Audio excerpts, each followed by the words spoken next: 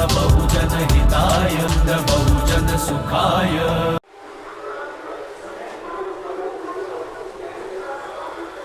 बाबा साहेब आम्बेडकर के माननीय कांसेम जी के शतकोटी प्रणाम जानाई,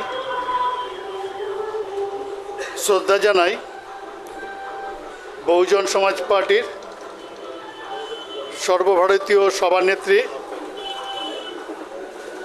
माननीय बहिन कुमारी मायावती जी के और आजकेर এই পশ্চিমবঙ্গের রাজ্য মাসিক সভায় বসে যান আমাদের সভায় উপস্থিত আমাদের রাজ্যের কেন্দ্রীয় কোঅর্ডিনেটর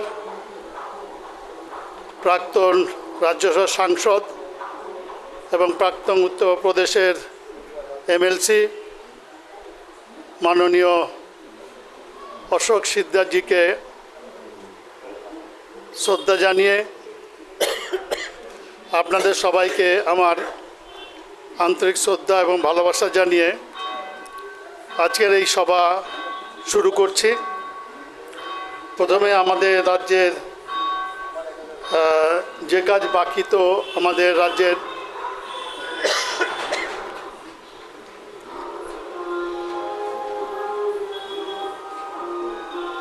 চিফ গেস্ট মাননীয়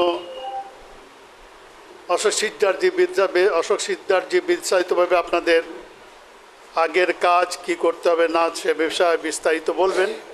তার আগে আমি রাজ্যের যে কাজ সেই কাজগুলো আগে করে নিই। আমাদের তো বাকি যে গাইডলাইন আমাদের তিনি আমাদের রাজ্যের যিনি সেন্ট্রাল কোঅর্ডিনেটর এবং উত্তরপ্রদেশের রাজ্যসভার এমপি ছিলেন এবং উত্তরপ্রদেশের বিধানসভার এমএলসি ছিলেন মাননীয় অশোক সিদ্ধারজি আপনাদের সামনে এখন তার মূল্যবান যিনি আমাদের গাইডলাইন তিনি দেবেন।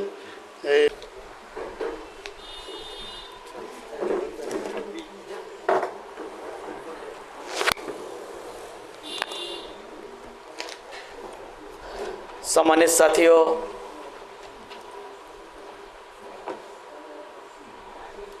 पश्चिम बंगाल की प्रदेश स्तरीय इस कार्यकर्ता बैठक में बहुजन समाज पार्टी की राष्ट्रीय अध्यक्ष आदरणीय बहन जी के निर्देशों को बताने से पहले मैं बहुजन समाज में जन्मे संतों, गुरुओं, महापुरुषों में विशेष रूप से भारत में सामाजिक क्रांति के पितामह, शिक्षा की ज्योत जलाने वाले महात्मा ज्योतिबा फुले,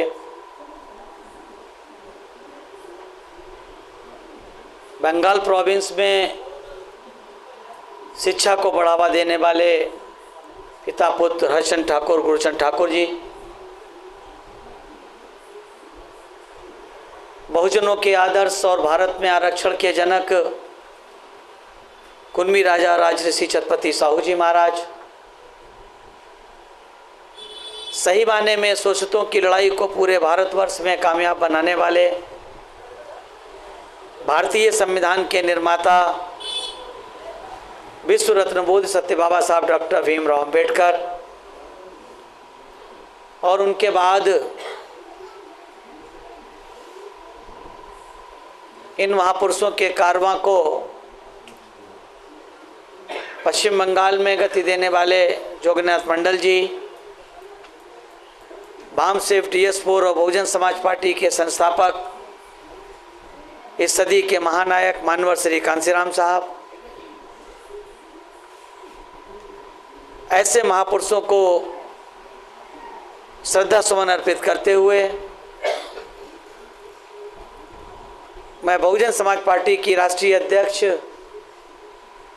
आबादी के हिसाब से इस देश के सबसे बड़े सूबे उत्तर प्रदेश की 4 बार लोकप्रिय, न्यायप्रिय, जनप्रिय मुख्यमंत्री रहीं, संसद की शेरनी आयरन लेडी परम आदरणीय बहन कुमारी मायावती जी को अपना आदर्श और प्रेरणा स्रोत मानते हुए उन्हें अपने हृदय की गहराइयों से कोटि कोटि आभार व्यक्त करता हूं कि उन्होंने मुझ जैसे एक साधारण से कार्यकर्ता को न सिर्फ उत्तर प्रदेश के उच्च सदन में भेजने का काम किया, बल्कि देश के सर्वोच्च सदन राज्यसभा में बोलने और बैठने का अवसर प्रदान किया।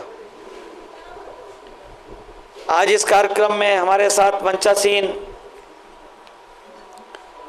पश्चिम बंगाल के प्रदेश अध्यक्ष मनोज हवलादार जी,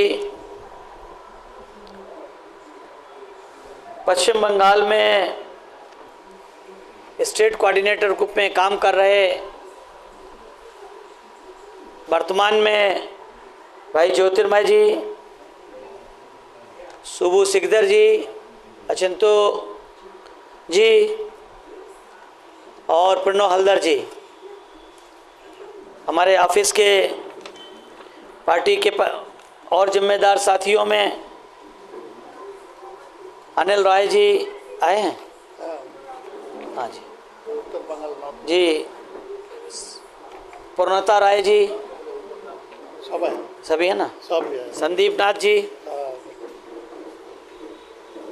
तुषार कांति विश्वास जी, सुकुमार बाला जी, भोलानाथ सरदार जी, सुरेश कुमार रविदास जी आया है, संजीव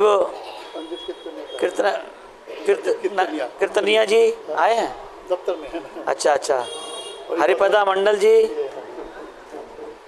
कुमुद विश्वास जी, ट्रेजरर हमारे एग्जीक्यूटिव मेंबर मसीर रहमान हल्दर जी, एग्जीक्यूटिव मेंबर श्री ओम प्रकाश प्रजापति जी, और जनपद के जो जिला अध्यक्ष आए हैं, डिस्ट्रिक्ट प्रेसिडेंट की प्रेजेंस बहुत ही पुअर है। आउट ऑफ 23 में केवल 8 लोग आए हैं जिन्होंने अभी अपना परिचय दिया। बाकी हमारे जो भी पार्टी के पदाधिकारी जिम्मेदार साथी यहाँ पर उपस्थित हैं, उन सबका मैं अपने हृदय की गहराइयों से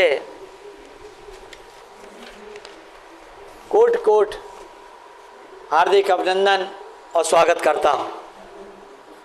साथियों, माननीय बहन जी ने पार्लियामेंट के चुनाव के बाद 23 जून 2024 को पूरे देश के जिम्मेदार साथियों की मीटिंग बुलाने का काम किया था और लगभग एक 2.5 आवर उन्होंने पूरे देश के लोगों को न सिर्फ संबोधित किया, बल्कि जो आशा के विपरीत रिजल्ट आए थे उनके कारणों पर और उस रिजल्ट को बेहतर कैसे बनाया जा सके उसको विस्तार से बताने का काम किया था। हम सब लोग जानते हैं कि बहुजन समाज पार्टी केवल पॉलिटिकल पार्टी नहीं है। माननीय बहन जी ने एक बार नहीं सैकड़ों बार इस बात को दोहराने का काम किया है। बहुजन समाज पार्टी एक पॉलिटिकल पार्टी के साथ साथ एक महान मानवतावादी आंदोलन है, जिसको अगर हम बहुत पीछे जाकर के ना भी सोचें तो कम से कम एक 200 साल पीछे जाकर के हम देखते हैं तो जिन महापुरुषों के हम लोगों ने यहाँ पर इन बैकड्रॉप में और इन होर्डिंग्स में फोटो लगाए हैं, उनमें से विशेष रूप से जिन लोगों के हमने नामों का उल्लेख किया है, खास तौर से फुले, साहू और अंबेडकर के 108 वर्ष लंबे संघर्ष का नतीजा है बहुजन समाज पार्टी। महात्मा ज्योतिबा फुले साहू जी महाराज और महानतम विद्वान भारतीय संविधान के निर्माता विश्व रत्न बोधिसत्व बाबा साहब डॉक्टर भीमराव, इन 3 महापुरुषों ने मिलकर के तथागत बुद्ध के समय से चले आ रहे मानवतावादी आंदोलन, जो समय समय पर निर्गुणी संतों से होता हुआ जब आधुनिक भारत में महात्मा ज्योतिबा फुले ने इसकी शुरुआत की, अर्थात 1848 से लेकर के और बाबा साहब के परिनिर्वाण 6 दिसंबर 1956 तक अगर जोड़ते हैं तो 108 वर्ष लंबा संघर्ष होता है। और यही कारण है कि जो महान मानवतावादी आंदोलन इन महापुरुषों के अथक संघर्ष का नतीजा था, 108 वर्ष लंबे अथक संघर्ष का परिणाम था, वो बाबा साहब के परिनिर्वाण के बाद इस देश का बहुजन समाज लीडरलेस हो गया, नेतृत्वहीन हो गया। आप कल्पना करके देखिए कि 6 दिसंबर 1956 के बाद भारत में कोई भी केंद्रीय नेतृत्व नहीं रहा। बाबा साहब के बाद पूरे देश में कोई ऐसा नेता नहीं था जो पूरे देश के बहुजन समाज का नेतृत्व कर सकता था। ऐसा नहीं था कि बाबा साहब ने अपने जीते जी अपने लेफ्टिनेंट्स को, अपने उत्तराधिकारियों को तैयार नहीं, सेनापतियों को तैयार नहीं किया था। बहुत लोगों को तैयार किया था, सैकड़ों लोगों को बाहर पढ़ने की सुविधा दी थी ताकि वो बाहर से पढ़कर के आएंगे और समाज की पीड़ा को समझेंगे।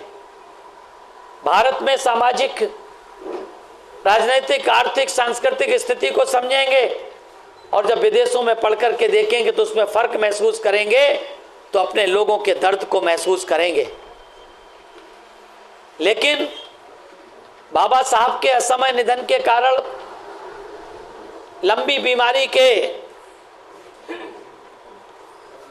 कारण बाबा साहब के जो निर्माण प्राप्त हुए, बाबा साहब का परिनिर्वाण हुआ, उसके कारण बाबा साहब का कोई उत्तराधिकारी, घोषित उत्तराधिकारी नहीं था। और घोषित उत्तराधिकारी ना होने का परिणाम निकला कि जो बाबा साहब के लेफ्टिनेंट थे, बाबा साहब की जन्मभूमि, बाबा साहब की कर्मभूमि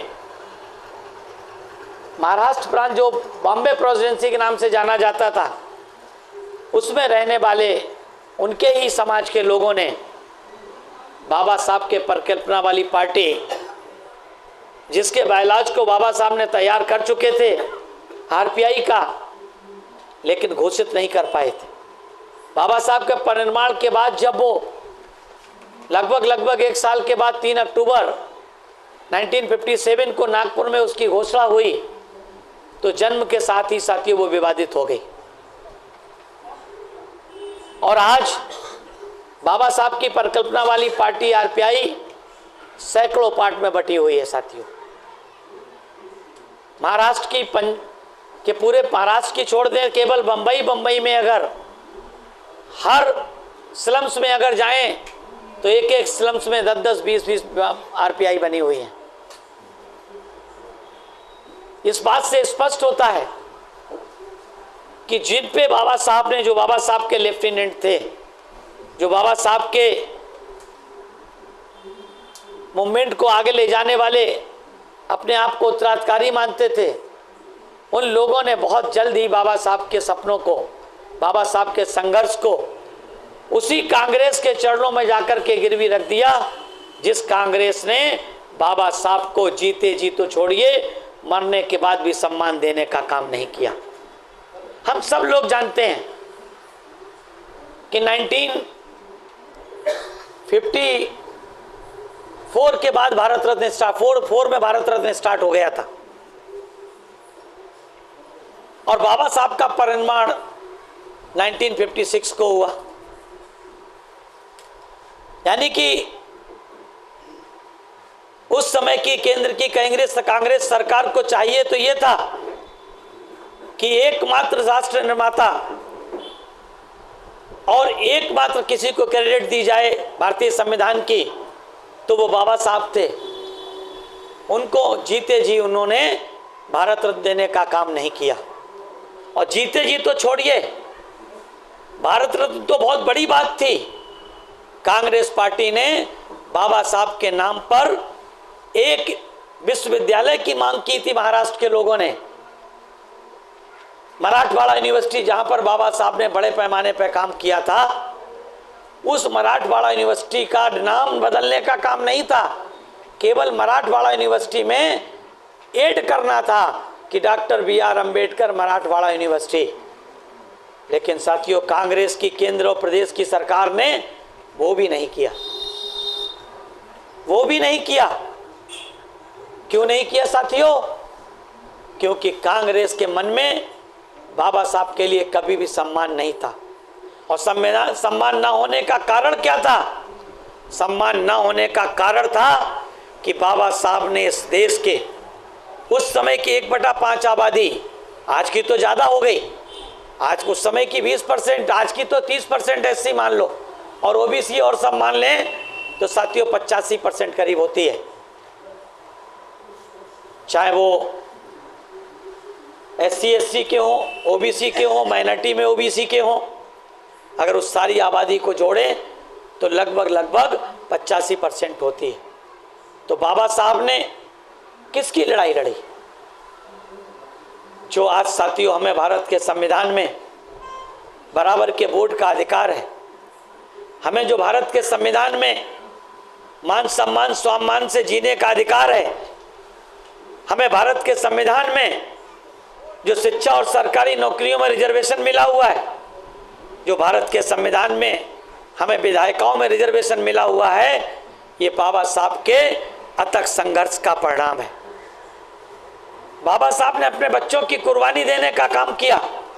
अपनी धर्मपत्नी माता सावित्रीबाई फुले को बहुत कम उम्र में खो दिया, लेकिन उन्होंने उनका कमिटमेंट बहुजन समाज के लोगों के लिए, बहुजन समाज की आने वाली पीढ़ी के लिए कम नहीं हुआ साथियों। अगर बाबा साहब भी उस समय के और दलित नेताओं की तरह अपने और अपने परिवार की खुशी चाहते, जैसे कि जगजीवन राम ने चाही, जिनको कांग्रेस ने बाबा साहब के पैरेलल खड़ा करने की कोशिश की। साथियों, शायद आप लोग जानते हैं कि नहीं जानते हैं, लेकिन मैं आपको बताना जरूर चाहूँगा कि जब श्री जगजीवन राम, बाबू जगजीवन राम जब मरे थे, उस समय वो इस देश के 13वें रईस हुआ करते थे। आज साथियों, ना उनका आपको मरण दिन याद होगा और ना ही उनका जन्मदिन याद होगा। यहाँ जितने लोग बैठे हैं, शायद 1% को भी याद नहीं होगा, हमें खुद भी याद नहीं है साथियों। लेकिन बाबा साहब को इस देश में नहीं, अगर दुनिया में सबसे ज़्यादा पूजने वाले लोग, स्टैचू अगर सबसे ज़्यादा किसी की हैं, तो हमारे मसीहा बाबा साहब डॉक्टर भीमराव अम्बेडकर की। पूरे देश में, पूरे देश में नहीं, पूरी दुनिया में बहुत से महापुरुष हुए हैं। कहते हैं कि करोड़ों करोड़ों पुरुषों में एक महापुरुष पैदा होता है, और करोड़ों करोड़ों महापुरुषों में एक मील का पत्थर साबित होता है। बाबा साहब डॉक्टर भीमराव अम्बेडकर वो मील के पत्थर थे साथियों। उन्होंने उन विपरीत परिस्थितियों में भी जिस जात के लोगों को शूद्र अतिशूद्र कहा जाता था, बाद में शूद्र अतिशूद्र कन्वर्ट हुए, अनटचेबल में, ट्राइबल में, एनिमिस्ट में, और बंगाल के तो लोग चंडाल तक कहलाते थे। और चंडाल वर्ड आप जानते हो, most hated word in dictionary. चंडाल की परिभाषा क्या है आप सब लोग जानते हैं, हमसे बेहतर जानते होंगे। हम तो साहब और इन लोगों से पढ़ के जो सुने हैं वही जानते हैं। कहने का मतलब साथियों कि जो मोस्ट हेटेड लोग थे, उनकी लड़ाई लड़ने का काम हमारे मसीहा बाबा साहब ने किया था। लेकिन वो अपने जीते जी अपना उत्तराधिकारी न बनाने के कारण इस देश का बहुजन समाज 15 वर्षों तक, लगभग 15 वर्षों तक लीडरलेस रहा। कब तक लीडरलेस रहा? जब तक पंजाब की धरती पे पैदा हुए एक रमदसिया सिख परिवार में एक बालक ने जब बुंगा साहिब की धरती पर जन्म लिया, और जब पहली किलकारी भरी होगी तो मानो कांसीराम साहब, बालक कांसीराम कह रहे होंगे कि बाबा साहब, जो आपके साथ पूना में पूना पैठ के नाम पे धोखा हुआ है, उसका बदला लेने के लिए मैं आ गया हूं। और साथियों, ना चाहते हुए भी, उनकी ना इच्छा रहते हुए भी, जब उनकी सरकारी नौकरी पूना में लगी तो उनके 2 बार रिजेक्शन के बाद भी मजबूरी में वो तीसरी बार में पूना में ही नौकरी करने गए। और उसी पूना पैठ की ऐतिहासिक धरती, जहां हमने डबल वोट के राइट को खोया, जहां हमने सेपरेट इलेक्टोरेट को मिस किया, जहां पर हमने शिक्षा और सरकारी नौकरियों में एक क्लास नौकरी में रिजर्वेशन का पाया, विधायिकाओं में रिजर्वेशन का पाया, लेकिन हमने ज्वाइंट इलेक्टोरेट को खो दिया, सेपरेट इलेक्टोरेट को खो दिया। उसके बदले में ज्वाइंट इलेक्टोरेट हमको मिला। उसका परिणाम निकला कि ज्वाइंट इलेक्टोरेट के रूप में हमको जो रिजर्व सीटें मिली, उन रिजर्व सीटों पे साथियों कौन पैदा होने लगे? हमारे समाज के चमचे और गुलाम पैदा होने लगे। जो रिजर्व सीटों से एमएलए एमपी चुन करके जाते हैं, वो साथियों अगर बहुजन समाज पार्टी के एमएलए और एमपी को छोड़ दें तो कोई भी ऐसी पार्टी नहीं जिसके एमएलए एमपी अपने समाज की बात उठाने की ताकत रखते हो तो बता दीजिए साथियों। आपके बंगाल प्रदेश के जो रिजर्व एमपी चुन करके जाते हैं, क्या आपके बंगाल में आपके समाज के ऊपर, बहुजन समाज के लोगों पर हुए एट्रोसिटीज की आवाज उठा पाते हैं? नहीं उठा पाते साथियों। उदाहरण आपके सामने है। जब आदरणीय बहन जी ने उत्तर प्रदेश में प्रमोशन में रिजर्वेशन देने का काम किया था, जो मनुवादी ताकतों ने कोर्ट में चैलेंज करने का काम किया, जिस प्रमोशन में रिजर्वेशन के कारण जूनियर इंजीनियर सीधा एक्सीएन हो गया था, नायब तहसीलदार सीधा एसडीएम बन गया था, तहसीलदार सीधा एडीएम बन गया था, असिस्टेंट इंजीनियर सीधा साथियों सुपरिंटेंडेंट इंजीनियर बन गया था। उसको चैलेंज करने का काम किसने किया? मनुवादी ताकतों ने। और मनुवादी ताकतों को ऑपरेट किसने किया? उन मनुवादी ने ऑपरेट किसको किया? हमारे ही साथियों ओबीसी और दलित समाज के लोगों को। और जब हाई कोर्ट, सुप्रीम कोर्ट से हम लोग हार गए, फिर बहन जी ने पार्लियामेंट का दरवाजा खटखटाया और पार्लियामेंट में, राज्यसभा में अपने 18 राज्यसभा के सांसदों के दम पर, कांग्रेस लोकसभा में 21 लोकसभा सांसदों के दम पर कांग्रेस की सरकार को झुका करके राज्यसभा में पास करवा लिया।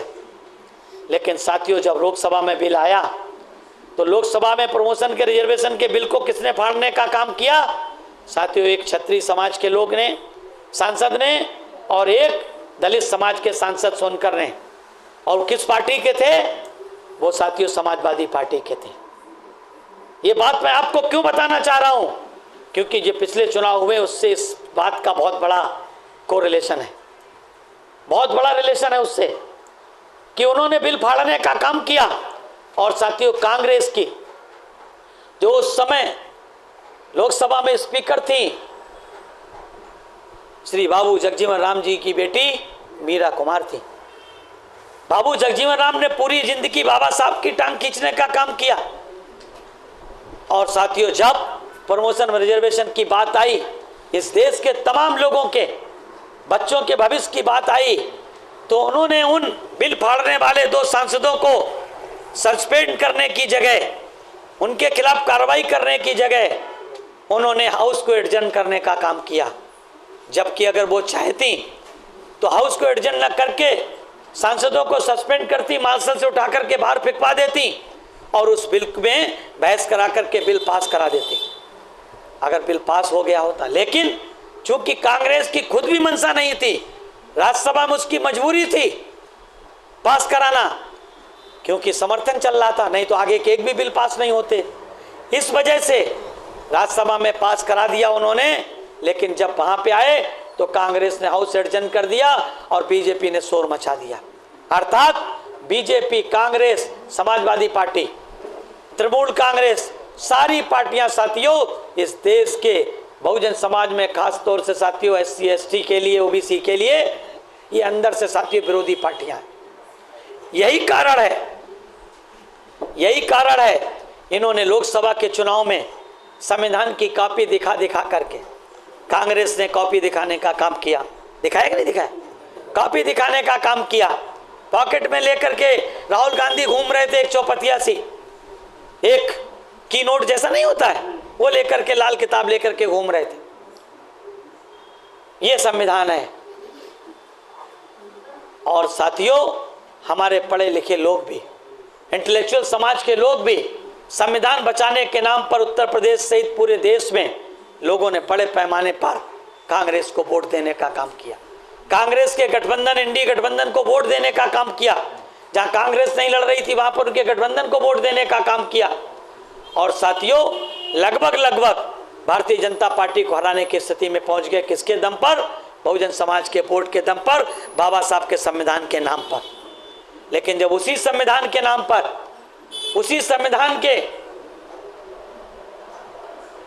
को जब खतरे में आया, जब उसी संविधान में दिए गए आरक्षण में बंटवारा करने का काम किया, सुप्रीम कोर्ट ने भारतीय जनता पार्टी की सह पर, साथियों आप लोग जानते हैं कि बाबा साहब ने, हम लोग अच्छी तरीके से जानते हैं कि बाबा साहब ने आरक्षण की लड़ाई, चाहे वो विधायकों में आरक्षण की बात हो, चाहे वो शिक्षा और सरकारी नौकरियों में आरक्षण की बात हो, या बराबर के वोट की बात हो, हम लोग अच्छी तरीके से जानते हैं कि बाबा साहब ने 1918 में जो साउथ ब्रो कमीशन बना था, 1919 में बाबा साहब ने उस साउथ ब्रो कमीशन के सामने एविडेंस देने का काम किया था, गवाही देने का काम किया था। और उसमें बराबर के वोट की बात की थी, SC ST के लिए रिजर्वेशन की बात की थी, शिक्षा सरकारी नौकरियों के साथ साथ विधायकों में बात की थी। और साथियों 1919 से लेकर के साइमन कमीशन में गवाही से लेकर के और साइमन कमीशन की रिपोर्ट के बाद जो 3 राउंड टेबल कॉन्फ्रेंस हुई, जिसमें एक 30, 31 और 32 में, उसमें बाबा साहब कम्युनल अवार्ड के माध्यम से डबल वोट का राइट और सेपरेट इलेक्टोरेट लेकर के जब आए, तो साथियों एक तथाकथित महात्मा की जिद के कारण हमें साथियों वो पूना में गंवाना पड़ा। उसके कारण साथियों, जो बाबा साहब के संघर्ष के कारण, लेकिन बाबा साहब ने इन लोगों को रिजर्वेशन के नाम पर लॉर्ड लुथियन की कमेटी के खुद सदस्य बने और सदस्य उस कमेटी के माध्यम से देश के लोगों की, जो लोग उस समय 1/5 आबादी लगभग थी अछूतों के, अनटचेबल्स की, जो साथियों सूद से होते हुए अनटचेबल बने, ट्राइबल बने, एनिमिस्ट बने, और बाबा साहब के संघर्ष के कारण साथियों गवर्नमेंट ऑफ इंडिया एक्ट में वो 2 शेड्यूल में परिवर्तित हो गए। किस में परिवर्तित हो गए? 2 शेड्यूल में। एक शेड्यूल कौन सा? Schedule caste. दूसरा शेड्यूल कौन सा? Schedule tribe. वो कौन थे? वो लोग थे जिन लोगों ने लुथियन कमीशन के सामने उनके सवालों के जवाब ईमानदारी के साथ सही देने का काम किया। वो लोग उस शेड्यूल में आ गए। तो कोई जातियां नहीं है, ये एक शेड्यूल है। और ये शेड्यूल बाबा साहब ने क्यों बनवाए थे? उन्होंने कहा कि इस शेड्यूल में रहने वाले लोग भले ही आपस में रोटी और बेटी का संबंध नहीं करेंगे, भले ही वो आपस में उनमें बोलचाल में सोशल एटमॉस्फेयर में उनके संबंध अच्छे नहीं होंगे, लेकिन जब उनके अधिकारों की बात आएगी, शिक्षा और सरकारी नौकरियों में, विधायकों में रिजर्वेशन की बात आएगी, तो वो एक प्लेटफॉर्म पर होंगे। अगर एक शेड्यूल में होंगे, एक शेड्यूल में रहेंगे, तो एक प्लेटफॉर्म पे होंगे। उस नाते, रिजर्वेशन के नाते, आरक्षण के नाते एक प्लेटफॉर्म पे खड़े होंगे, ये भीम मार्ग पे चलने का काम करेंगे। एक नेता, एक पार्टी, एक दल, एक विचारधारा, एक लक्ष्य के रूप में चलेंगे। तो वो अपने हक हकूक के अपने हक में, उनके जो हक अधिकार की बात करने वाली पार्टी होगी, उस पार्टी के साथ खड़े हो जाएंगे। इसीलिए उन्होंने कहा था कि आज नहीं तो कल, जिस दिन हमारे लोग इस वोट की ताकत को समझेंगे, वो इस देश के हुक्मरान समाज बनेंगे। यही बात तो बाबा साहब की बात को मानमर कांसीराम साहब ने देश के कोने कोने में समझाने का काम किया। अगर हमारे लोग, अपने लोग वोट को बिकने और लुटने से बचा लें, क्योंकि बाबा साहब ने हम लोगों को बताने का काम किया था, कहा था कि जिस दिन हमारे लोग अपने वोट की रक्षा अपनी बहन बेटी की इज्जत आबरू की तरह करने लगेंगे, जैसे वो अपनी बहन बेटी की इज्जत आबरू को लुटने और बिकने नहीं दे सकते हैं, अगर वो अपनी वोट को भी लुटने और बिकने नहीं देंगे तो वो इस देश के हुक्मरान समाज बनेंगे। इसीलिए उन्होंने कहा कि जाओ अपनी दीवारों पे लिख दो, तुम एक ना एक दिन इस देश के हुक्मरान समाज बनोगे। क्यों कहा था उन्होंने? इसलिए कहा था कि लोग अपने वोट की ताकत को समझें, और उस वोट की ताकत को जो बाबा साहब ने अथक संघर्ष के बाद, इन मनुवादियों से लड़ने के बाद, क्योंकि इन मनुवादियों ने, ये कांग्रेस पार्टी जो आज साथियों संविधान की दुहाई देती है, इस कांग्रेस पार्टी ने तो बाबा साहब को संविधान सभा में भी जाने नहीं दिया था, उसमें भी जाने से रोकने का काम किया था। आप लोग हमसे ज्यादा बेहतर जानते हैं कांग्रेस के लोगों ने क्या कहा था कि हमने कांग्रेस शासित राज्यों के विधानसभाओं के दरवाजे और खिड़कियां ही नहीं, रोशनदान तक बंद कर दिए हैं, डॉक्टर अंबेडकर कहां से चुन करके जाएंगे। और साथियों बाबा साहब को उन्होंने हराने का काम किया, पानी की तरह पैसा बहाकर अनफेयर मीन्स को अप्लाई करके हमारे वोटों को लूटने और खरीदने का काम करके बाबा साहब को कॉन्स्टिट्यूंट असेंबली में चुनने से रोकने का काम किया। और साथियों जब बाबा साहब को ये चैलेंज मिला कि कहां से चुन करके जाएंगे, तब बाबा साहब ने पूरे देश पे शेड्यूल कास्ट फेडरेशन के लोगों पे नजर दौड़ाने का काम किया।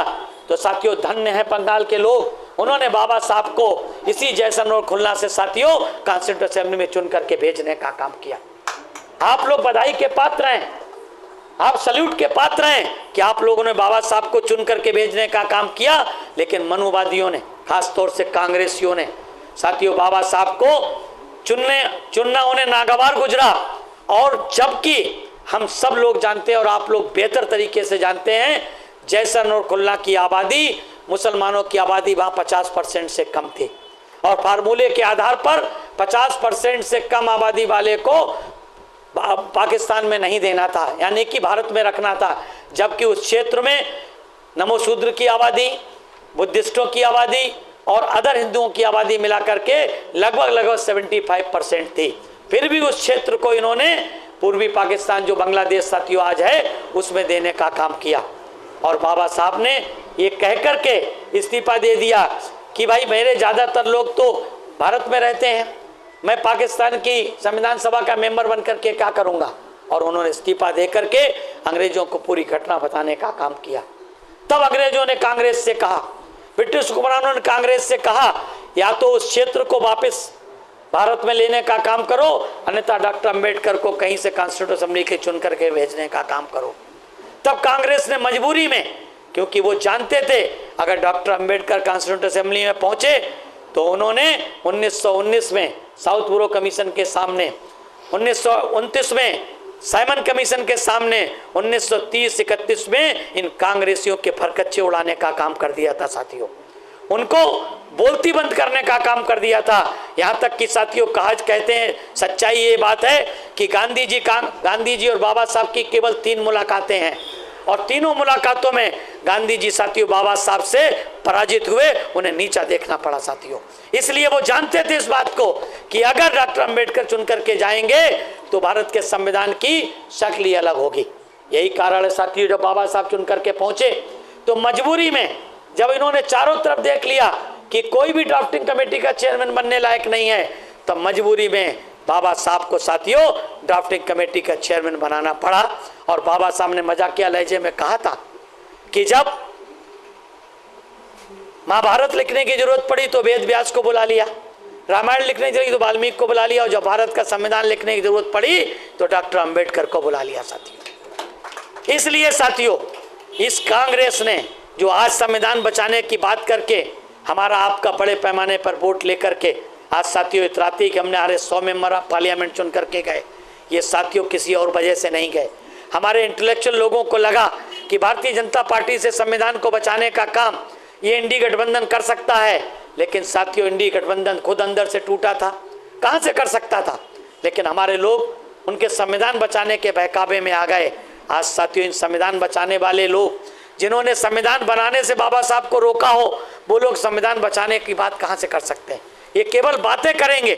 इन्होंने बातें तो बहुत की 55 सालों में, 55 सालों के लगभग शासनकाल में इन्होंने केवल बातें करने का काम किया, नीतियां बनाने का काम किया, लेकिन उन नीतियों को जमीनी हकीकत पर उतारने का काम नहीं किया। यही कारण है कि आज़ादी के 75 साल बीत जाने के बाद भी इनकी गलत नीतियों के कारण आज तक जो बाबा साहब के संविधान में इस देश के SC ST और OBC को संविधान में रिजर्वेशन मिला है, आज तक उसका लगभग 50% पूरा किया इन्होंने। 50% भी पूरा नहीं है। आज भी साथियों NFS लागू कर देते हैं, नॉट फाउंड सुटेबल। कैसे करते आए? ये NFS का फार्मूला किसका था? ये साथियों कांग्रेस का था। ये क्या कहते थे?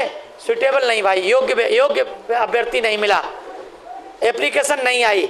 इसलिए साथियों ये वैकेंसी अगर 100 निकालते थे तो उसमें से 50 भरते थे, 50 खाली छोड़ देते थे और अगली बार उस 50 को सामान्य से भर देते थे। कुल मिलाकर के आपके आरक्षण पे डाका डालने का काम सबसे ज्यादा किसी ने किया तो कांग्रेस ने किया, और नंबर 2 पे किसी ने किया तो भारतीय जनता पार्टी ने किया। संविधान से खतरा बेशक भारतीय जनता पार्टी से है। साथियों जब बीजेपी की सरकार थी अटल बिहारी वाजपेयी के नेतृत्व में, तब भी भारतीय जनता पार्टी ने संविधान समीक्षा आयोग बनाने का काम किया था। तो उस समय कांग्रेस सड़कों पे नहीं उतरी थी, उस समय और क्षेत्रीय पार्टी कोई कांग्रेस सड़क पे नहीं उतरी थी, कम्युनिस्ट पार्टी सड़कों पे नहीं उतरी थी, भारतीय जनता पार्टी सड़कों पे, बाकी पार्टियां सड़कों पे नहीं उतरी थी। अगर साथियों उस समय संविधान समीक्षा आयोग के विरोध में सड़कों पे कोई उतरने का काम किया था, संसद में कोई लड़ने का काम किया था, तो वो बहुजन समाज पार्टी के जन्मदाता संस्थापक मानवर श्री कांसीराम साहब और वर्तमान राष्ट्रीय अध्यक्ष आदरणीय बहन जी थी। किस नारे के साथ? कि संविधान के सम्मान में BSP मैदान में, संविधान के सम्मान में BSP मैदान में। इसलिए साथियों संविधान को मजबूरी में उस आयोग को साथियों भारतीय जनता पार्टी को अटल बिहारी वाजपेयी की सरकार को ठंडे बस्ते में डालना पड़ा और साथियों ये फिर सत्ता में आए, इन्होंने फिर संविधान पर अटैक किया। जिस प्राइवेटाइजेशन को कांग्रेस ने शुरुआत की, उस प्राइवेटाइजेशन को परवान चढ़ाने का काम भारतीय जनता पार्टी ने किया।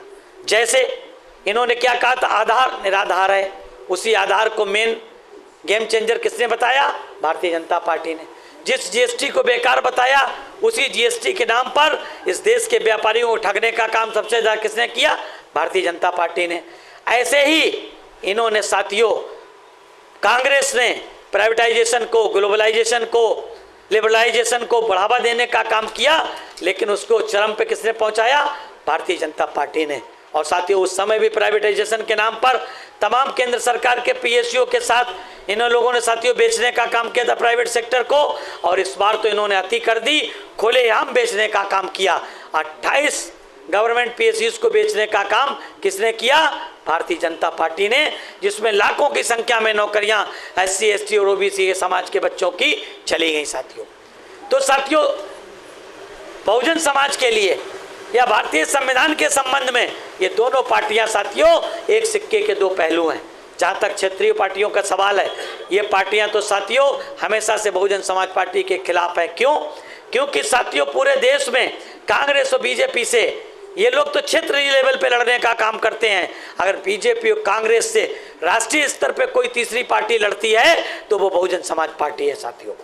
अगर देश के 21 राज्यों में अगर कोई पार्टी कांग्रेस और बीजेपी से लड़ने का काम करती है तो वो बहुजन समाज पार्टी है। बंगाल में, आसाम में लड़ती है तृणमूल कांग्रेस लड़ती है। JDS और JDU कहाँ से लड़ती है? जनता दल लालू यादव की और नीतीश कुमार की बिहार में लड़ती है खाली। DMK कहाँ लड़ती है? तमिलनाडु है। आपके ये आंध्रा तेलंगाना में कौन लड़ते हैं? चंद्रबाबू नायडू लड़ते हैं और TRS लड़ती है। ऐसे करके आम आदमी पार्टी दिल्ली और उधर लड़ती है। ऐसे पंजाब में अकाली दल लड़ती है। अलग अलग क्षेत्रों में अलग अलग पार्टियां, शिवसेना है ना, ये सारी लोकल पार्टियां लड़ती हैं। लेकिन बहुजन समाज पार्टी पूरे देश में बीजेपी और कांग्रेस के साथ बराबरी का मुकाबला करने का काम करती है। भले हमारे MLA MP नहीं जीतते हैं, लेकिन इनको थ्रेट किसको है? ये थ्रेट इनको किससे है? बहुजन समाज पार्टी से। इसलिए साथियों ये लोग केवल और केवल ये जानते हैं बहुजन समाज पार्टी की सबसे बड़ी ताकत क्या है? भारतीय संविधान है। बहुजन समाज पार्टी की सबसे बड़ी ताकत क्यों है? संविधान। क्योंकि साथियों सभी राजनीतिक पार्टियां अपना मैनिफेस्टो जारी करती हैं, अपना चुनावी घोषणा पत्र जारी करती हैं, लेकिन बहुजन समाज पार्टी जन्म से लेकर के आज तक कभी उसने अपना चुनावी घोषणा पत्र घोषित करने का काम नहीं किया। क्योंकि चुनावी घोषणा पत्र क्या होते हैं? केवल घोषणाएं झूठी होती हैं। बहकावे वाली होती हैं। इसलिए मानवर साहब ने कभी भी अपना चुनावी घोषणा पत्र जारी करने का काम नहीं किया। उन्होंने क्या कहा कि बहुजन समाज पार्टी का चुनावी घोषणा पत्र बाबा साहब का बताए हुए रास्ते पर चलने का काम है। बाबा साहब ने बताया था कि हमारे लोगों को भीम मार्ग पे चलना चाहिए। भीम मार्ग का मतलब है एक पार्टी, एक नेता, एक लक्ष्य, एक विचारधारा। आज साथियों हमारे पास एक पार्टी के रूप में देश की तीसरी बड़ी पार्टी बहुजन समाज पार्टी है और जिसकी नेता, एकमात्र नेता, देश की संसद की शेरनी, दुनिया की 8 शक्तिशाली महिलाओं में गिनी जाने वाली आदरणीय बहन कुमारी मायावती जी। एक पार्टी हमारे पास है, एक नेता हमारे पास है और एक विचारधारा। साथियों भारत विविधताओं से भरा देश है। यहाँ पर विभिन्न धर्म संप्रदाय के मानने वाले लोग हैं। उनके अपने अपने धार्मिक ग्रंथ हैं, अपने अपने पूजा पद्धति के सिस्टम हैं, लेकिन साथियों हर भारतवासी का एकमात्र ग्रंथ है, एकमात्र पवित्र पुस्तक है और वो है हमारे मसीहा बाबा साहब का लिखा हुआ संविधान। एकमात्र पवित्र पुस्तक है। और बहुजन समाज पार्टी का घोषणा पत्र मान लें, विचारधारा मान लें, तो वो है भारत के संविधान में लिखा हुआ एक एक शब्द को जमीनी हकीकत पर लागू करना बहुजन समाज पार्टी की विचारधारा है। साथियों अगर हम उस विचारधारा पे चलने वाले लोग, और एक लक्ष्य क्या है, यानी कि भीम मार्ग में 4 बातें, एक नेता, एक पार्टी, एक लक्ष्य, एक विचारधारा और एक लक्ष्य। और लक्ष्य क्या है बहुजन समाज पार्टी का? बहुजन समाज पार्टी का लक्ष्य है, बहुजन समाज पार्टी का लक्ष्य जो सदियों से सामाजिक, आर्थिक, राजनीतिक, शैक्षणिक और सांस्कृतिक रूप से वंचित समाज है, जिस समाज के बारे में मैंने अभी बताया कि 108 वर्ष लंबे संघर्ष को, जिस समाज के लिए संघर्ष करने का काम हमारे महापुरुषों ने किया था, उस संघर्ष से जो जिनके लिए वो संघर्ष किया गया था, उस बहुजन समाज को इस देश का हुक्मरान समाज बनाना बहुजन समाज पार्टी का लक्ष्य है साथियों। इसलिए और ये साथियों लक्ष्य कब हासिल किया जा सकता है? ये लक्ष्य तब हासिल किया जा सकता है जब हम अपनी नेता, अपने महापुरुषों के बताए रास्ते पर चलने वाली पार्टी बहुजन समाज पार्टी की राष्ट्रीय अध्यक्ष आदरणीय बहन जी के निर्देशों को मानने का काम करें। उन्होंने जो निर्देश हम लोगों को देने का काम किया है, उनको अगर हम मानने का काम करेंगे तो साथियों दुनिया की कोई ताकत आपको किसी भी प्रदेश में अपनी पार्टी का खाता खोलने से रोक नहीं सकती। अगर साथियों हम चुनी हुई सीटों पर, सेलेक्टेड सीटों पे अगर हम अपनी पार्टी के अगर पोलिंग बूथ तक की कमेटी ईमानदारी और निष्ठा के साथ बना लें, साथियों जब हम 23 जिलों में से केवल 8 जिले के लोग आएंगे, हम साथियों पिछले 10 दिन से दौड़ रहे हैं, 10 दिन से लगातार घूम रहे हैं, अभी 3 दिन 4 दिन और बाहर रहेंगे, यानी कि 14वें दिन घर वापस लौटेंगे। और साथियों 2500 किलोमीटर से ज़्यादा चल कर के आप लोगों के बीच में आए हैं। लेकिन साथियों आप लोग 500, 300, 400, 500 किलोमीटर से भी साथियों 23 जिले में से केवल 8 जिला अध्यक्ष आए हैं। जब हमारे जिला अध्यक्ष ही नहीं आएंगे और वो बात सुनेंगे नहीं तो साथियों सुनाएंगे कहाँ से जाके, समझेंगे नहीं तो समझाएंगे कहाँ से जाके। हमारे प्रदेश की कमेटी के लोग, जिन लोगों को जिम्मेदारी दी गई, अगर साथियों वो लोग ईमानदारी के साथ अपनी ज़िले की कमेटी बनाएंगे, जिस तरह से हमने साथियों पूरे प्रदेश को हम लोगों ने, हमारे साथियों ने बांटने का काम किया है, 4 सेक्टर में बांटने का काम किया है। वेस्ट बंगाल को, जो sector of west north Bengal है वेस्ट बंगाल का, उसमें साथियों पन्नो हल्दर को रखा गया है। इसमें 8 डिस्ट्रिक्ट है। आपके कितने लोग आए? केवल 2। 8 में से केवल 2। तो इसके लिए केवल वो 8 लोग 6 लोग नहीं आए, वो जिम्मेदार नहीं है, वो तो जिम्मेदार हैं भी, ये भी साथ में जिम्मेदार। अगर वो नहीं आए तो इनको सूचना थी, इन्होंने क्यों नहीं उनसे कंफर्म किया? नहीं आए तो क्यों नहीं आए? ऐसे ही मिडिल बंगाल, मध्य प्रांत जिसे हम लोग कहते हैं बंगाल का, उसमें अचिंतो विश्वास जी हैं। आपके यहाँ के कितने जिले हैं? 5 में कितने लोग आए? 2 डिस्ट्रिक्ट के प्रेसिडेंट आए। हाँ, इंचार्ज आए, यानी 3 वहाँ से भी नहीं आए। तो इनमें भी साथियों हमें इन पे भी सोचना पड़ेगा कि कैसे करना चाहिए। दूसरा साउथ ईस्ट बंगाल, यानी कि दक्षिण पूर्वी बंगाल, उसमें सुबोध कुमार सिकदर है 3। आपके कितने आए भाई? सर 2 प्रेसिडेंट आया, इंचार्ज आया हुगली का, और कुछ लोग वहाँ पर आ गया। अच्छा, लगभग लगभग काफ़ी लोग आए हैं। एक प्रेसिडेंट नहीं आया, एक प्रेसिडेंट नहीं, उसका ऑपरेशन हुआ आँख में। ऑपरेशन हुआ है। ऑपरेशन तो हम भी करा के आ रहे हैं, लेकिन हम घूम रहे हैं। देखो चश्मा लेके साथ में घूम रहे 4 तारीख की हुआ, 4 तारीख किया हैं। 4 तारीख को किया। कौन इसको? इसी 4 तारीख। फिर ठीक है, हमारा 19 तारीख को हुआ था। खैर हमारे पास है, रिपोर्ट भी है। खैर अब साउथ वेस्ट बंगाल हमारे ज्योतिर्मय राय जी सर 2 आए, 7 में से 2। तो सबसे खराब परफॉर्मेंस है प्रणव जी की, नंबर 2 पे ज्योतिर्मय जी की, और नंबर 3 पे चिंतो जी की। बहुत खराब परफॉर्मेंस है। हम आप लोगों की एक बात जानना चाहते हैं, जो लोग आए, ये ऐसा नहीं कि पहली बार नहीं आए, हम जब भी आए तो अब्सेंट रहे लोग। क्या कारण है, क्यों नहीं आते हैं ये लोग? और अगर ये लोग पिछले 2-3 बार नहीं आए हों तो आप सब लोगों को मेरा निर्देश है कि इनको जिला अध्यक्षों को बदल देना, जो नहीं आए।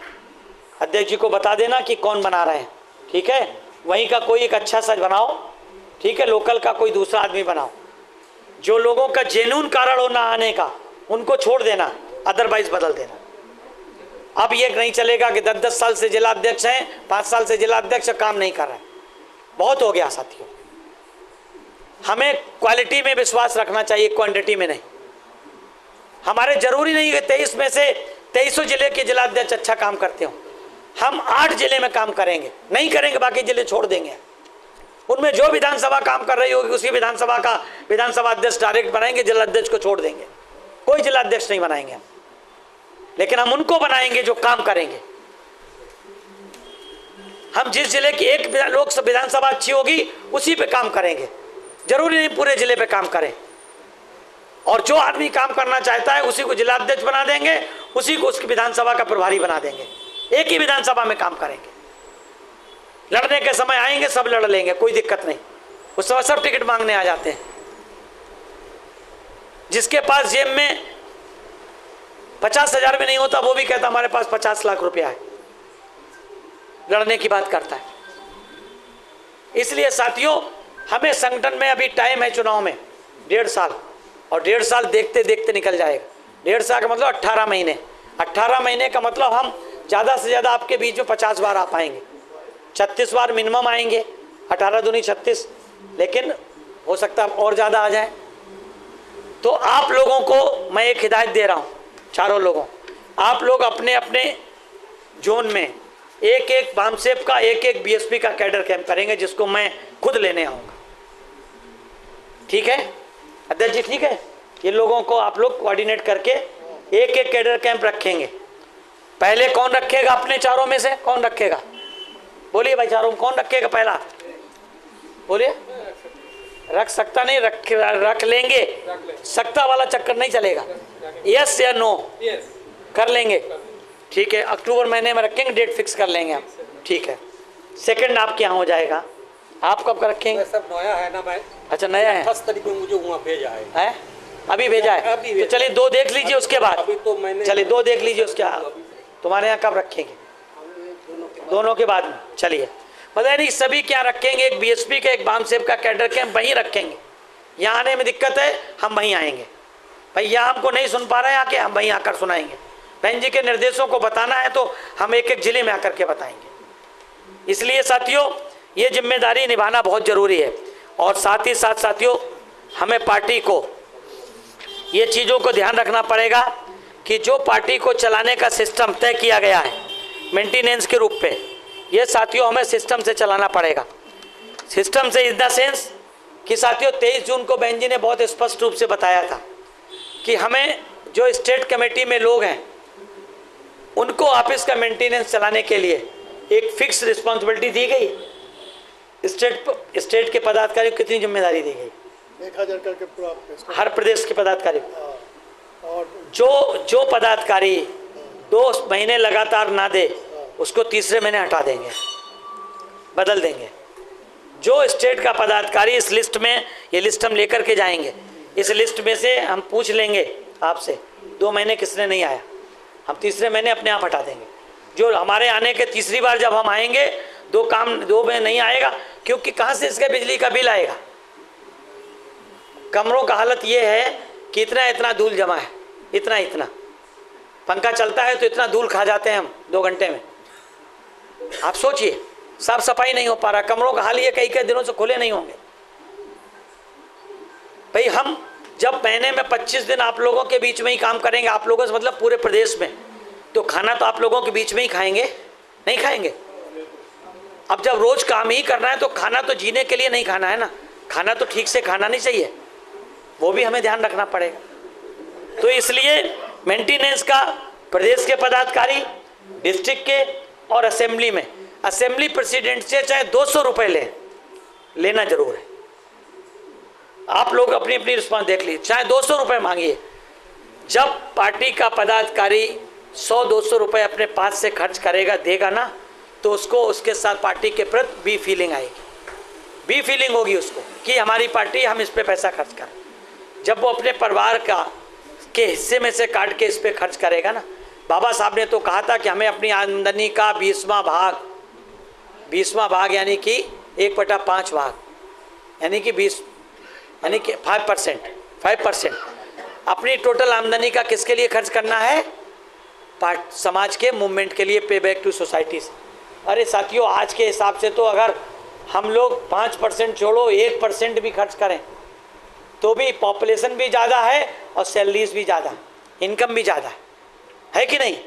अगर हम लोग ईमानदारी से खर्च करें साथियों, हम अगर इसको मिशन मूवमेंट मान के खर्च करेंगे तो कर सकते हैं, अगर हम केवल भार बांध के करेंगे तो नहीं कर सकते हैं। इसलिए साथियों, माननीय बहन जी ने 23 जून को जो 2.5 घंटे का कैडर कैंप दिया था, उसको समझाने के लिए पूरे देश की डिमांड पे बहन जी ने एक 60 पेज की किताब तैयार की है। ये किताब तैयार की है, ये किताब, कुछ किताबें वहाँ से आ जाएंगी, आप लोगों को जो जिम्मेदार साथी हैं उनको मिलेगी। आप लोग चाहेंगे तो अपनी बंगाली में उसको ट्रांसलेट करके छपवा लें, ठीक है ना? अगर हिंदी पढ़ लेते हैं सभी लोग तो ठीक है, नहीं पढ़ लेते तो बंगाली में छपवा लें।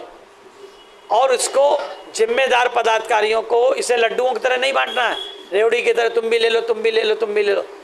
नहीं तो पता चला कि कितने देश प्रदेशों में हमने देखा, केंद्र से बुक्स आती हैं और प्रदेश कार्यालय में सड़ती रहती है। कई जगह हमने देखा, हो सकता है आपके बंगाल में भी पड़ी हो, कर्नाटका में हमने देखा, तमिलनाडु में देखा, गुजरात में देखा, हिमाचल में देखा, जम्मू कश्मीर में देखा। मैंने तो देश के हर प्रदेश में, पंजाब को छोड़ के सब प्रदेश में काम किया और सब में देख लिया।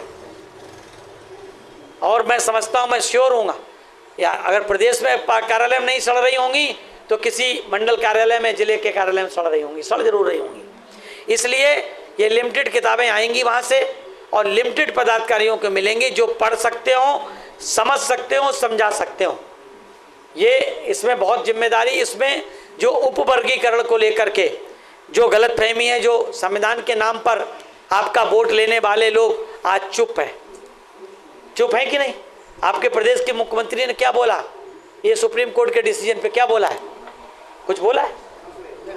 क्यों टेप क्यों लगा दिया मुंह पे उन्होंने? क्यों लगा लिया उन्होंने टेप? क्या इस प्रदेश में SC ST के लोग नहीं हैं? SC ST कितने % है यहाँ पर? 30% से ज़्यादा होगा, है नहीं? 30% से ज़्यादा का वोट लेकर के MLA MP नहीं उनके बनते हैं, उनकी परवाह नहीं है।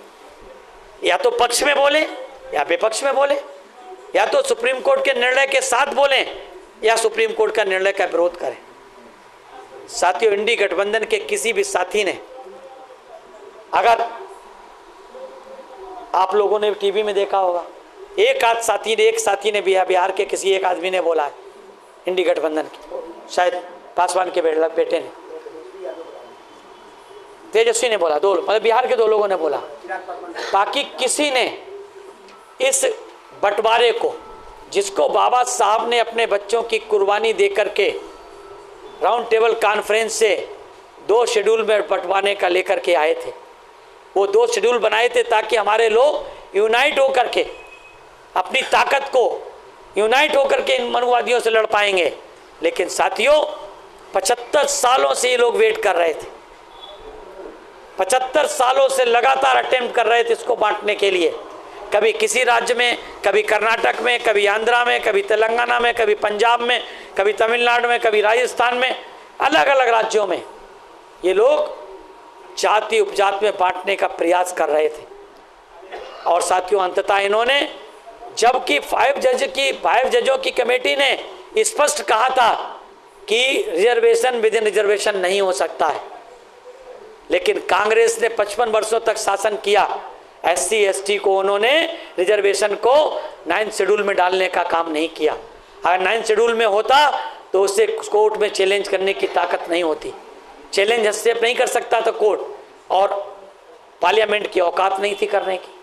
अगर पार्लियामेंट की औकात होती तो साथियों सुप्रीम कोर्ट के बहाने साथियों हमारे साथ धोखा नहीं कर पाते, और उन्होंने अंततः सुप्रीम कोर्ट के माध्यम से बांट दिया, भाई से भाइयों को लड़ा दिया, SC में SC को बांट दिया, ST में ST को बांट दिया।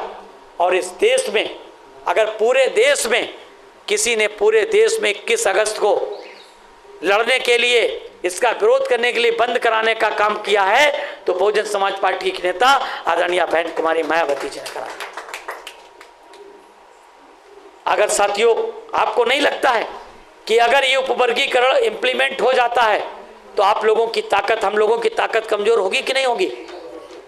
निश्चित रूप से कमजोर होगी। और जब कमजोर होगी, जब हम मिनिमम सेंट्रल गवर्नमेंट में 15% सरकारी नौकरियों में SC के हैं, 7.5% ST के हैं, अगर हम दोनों मिला लें 22.5% है।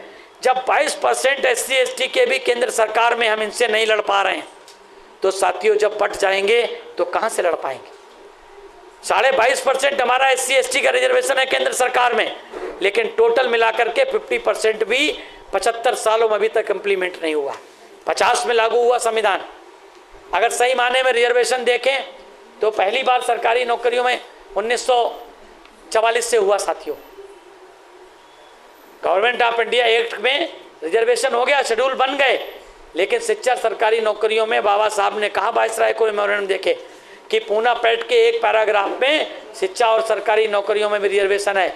वो आप चाहें तो पढ़ सकते हैं, उसमें बाकायदा जियो है, what Congress and Gandhi have done to the untouchable, उसमें बाकायदा वो जियो है। बाबा साहब ने जिसको डिमांड की वायसराय से, तब जाके 1944 में साथियों पहली बार 4 IAS सिविल सर्विस अफसर हमारे बने। एक बंगाल से मजूमदार, पूरा नाम मैं साथियों उनका भूल रहा हूँ, सब मजूमदार थे, यहाँ से बने थे। IFS फ्राम KR नारायणन जो हमारे महामहिम रहे वो बने थे, और 2 पंजाब से चमार बने थे, एक IAS एक IPS, ऐसे 4 पहली बार बने। और तब से लेकर के लगातार साथियों उसमें बढ़ोतरी होती रही। लेकिन साथियों बीजेपी और कांग्रेस की सरकारों ने लेटरल एंट्री के नाम पर हमारी उसमें भी कटौती करने का काम किया। लेटरल एंट्री के नाम पर आज साथियों केंद्र सरकार को चलाने के लिए 93 IAS सेक्रेटरी चाहिए। वैसे तो ज्वाइंट सेक्रेटरी और तमाम चाहिए होते हैं, लेकिन सेक्रेटरी 93 हैं इस समय। और आपको पता है 93 में से एक भी OBC का नहीं, एक भी। और OBC को फिर भी शर्म नहीं आती साथी, फिर भी शर्म नहीं आती, फिर भी इन्हीं के राम गाम के पटगंडे में लगा रहता है।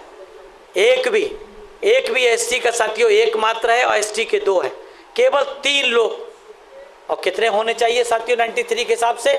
15 और 7 7.5 कितना? 22.5 और 27% कितना होना चाहिए? 49.5%, यानी कि 45 करीब हमारे होने चाहिए। और 45 में कितने हैं? 3%। लेकिन शर्म नहीं आती। क्यों? क्योंकि वो जानते हैं ये लोग कमज़ोर हैं।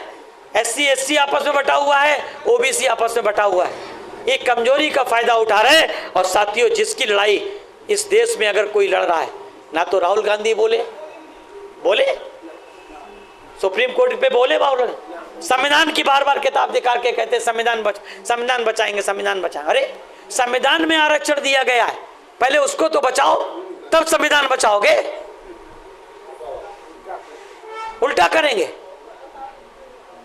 प्रियंका गांधी बोली, सोनिया गांधी बोली, खड़गे बोले, और खड़गे बोले तो बोले यानी एक तो करेला और नीम चढ़े, एक तो दलित। और जब बोले तो उन्होंने रिजर्वेशन क्या कहा कि नेहरू गांधी ने दिया। ये बोला नहीं बोला?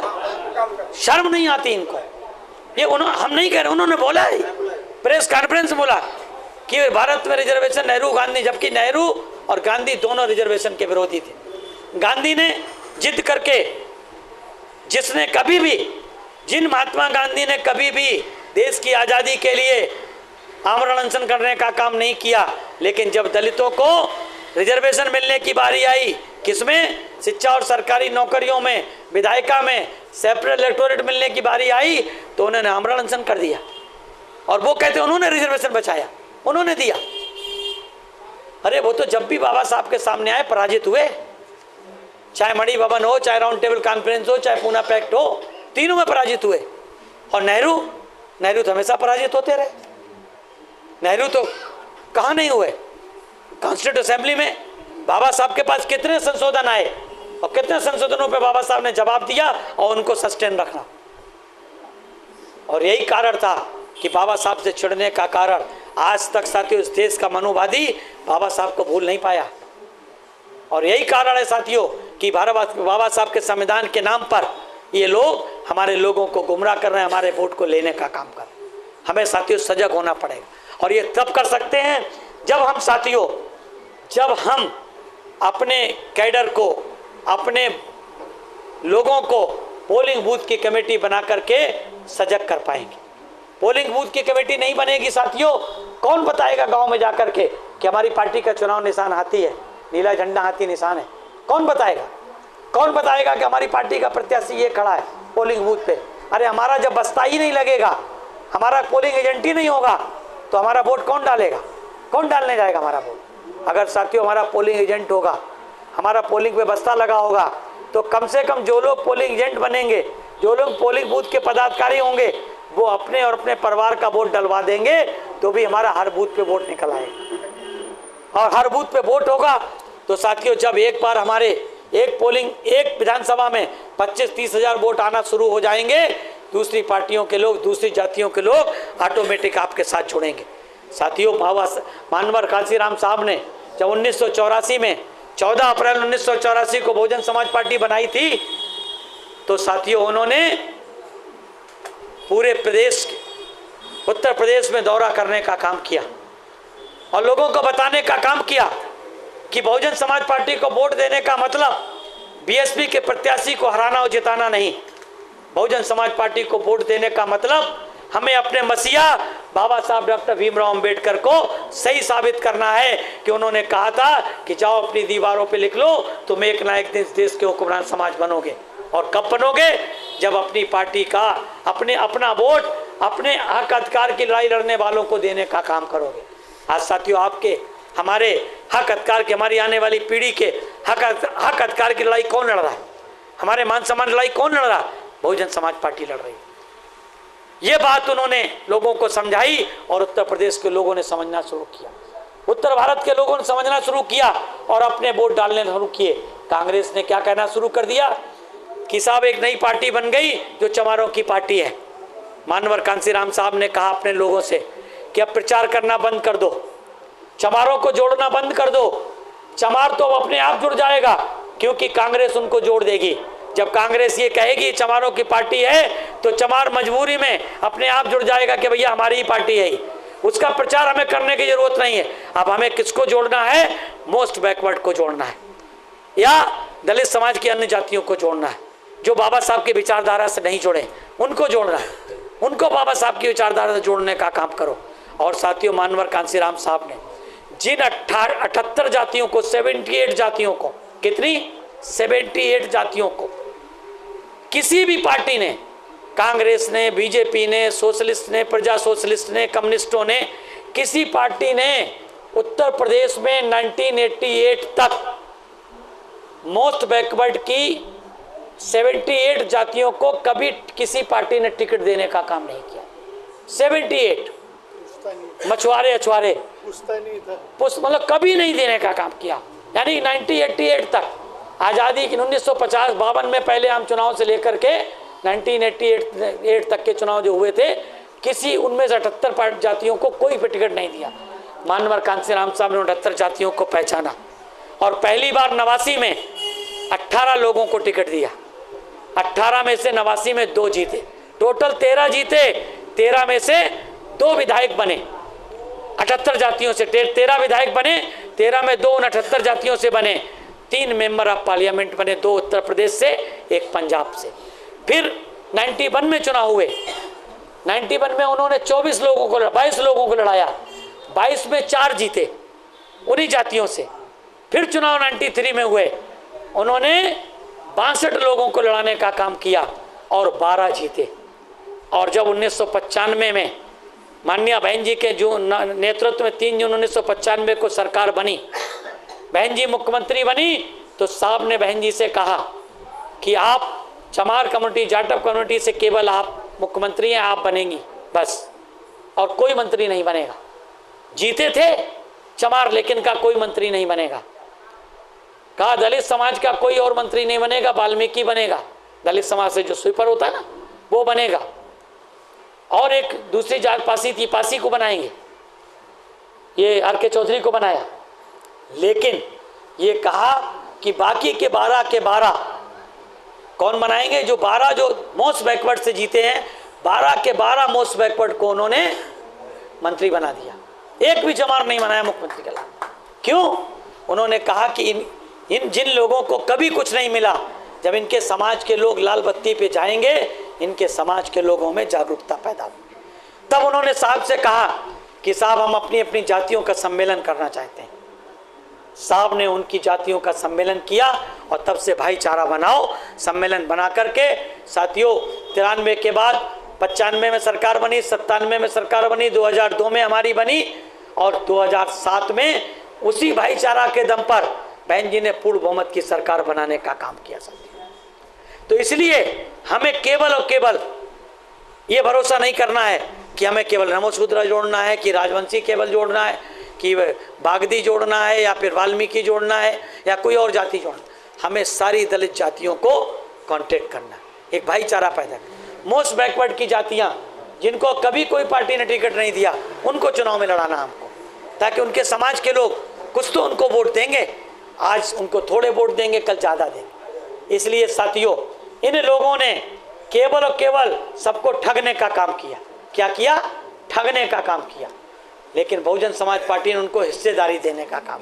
अगर आप लोग इस बात को नीचे बताने का काम करेंगे, अपने कार्यकर्ता गांव में लोगों, मतदाताओं को बताने का काम करेंगे, तो साथियों निश्चित रूप से बहुजन समाज पार्टी मजबूती के साथ यहाँ खड़े होगी। हम नहीं कहते हैं कि आप सरकार बना लेंगे, आप विपक्ष में आ जाएंगे। हम सिर्फ इतना कहते हैं कि आप कम से कम 5% वोट और 2-4 सीटें निकाल के ले आइए। अगर 5% वोट, 5 सीटें टारगेट करके आप ले आए, तो मैं दावे के साथ कहता हूं कि आने वाले समय में वही 5 सीटें 25 में कन्वर्ट होंगी, और जब 25 में कन्वर्ट होंगी तो कोई माई का लाल आपके मुख्यमंत्री बनाने से रोक नहीं सकता साहब।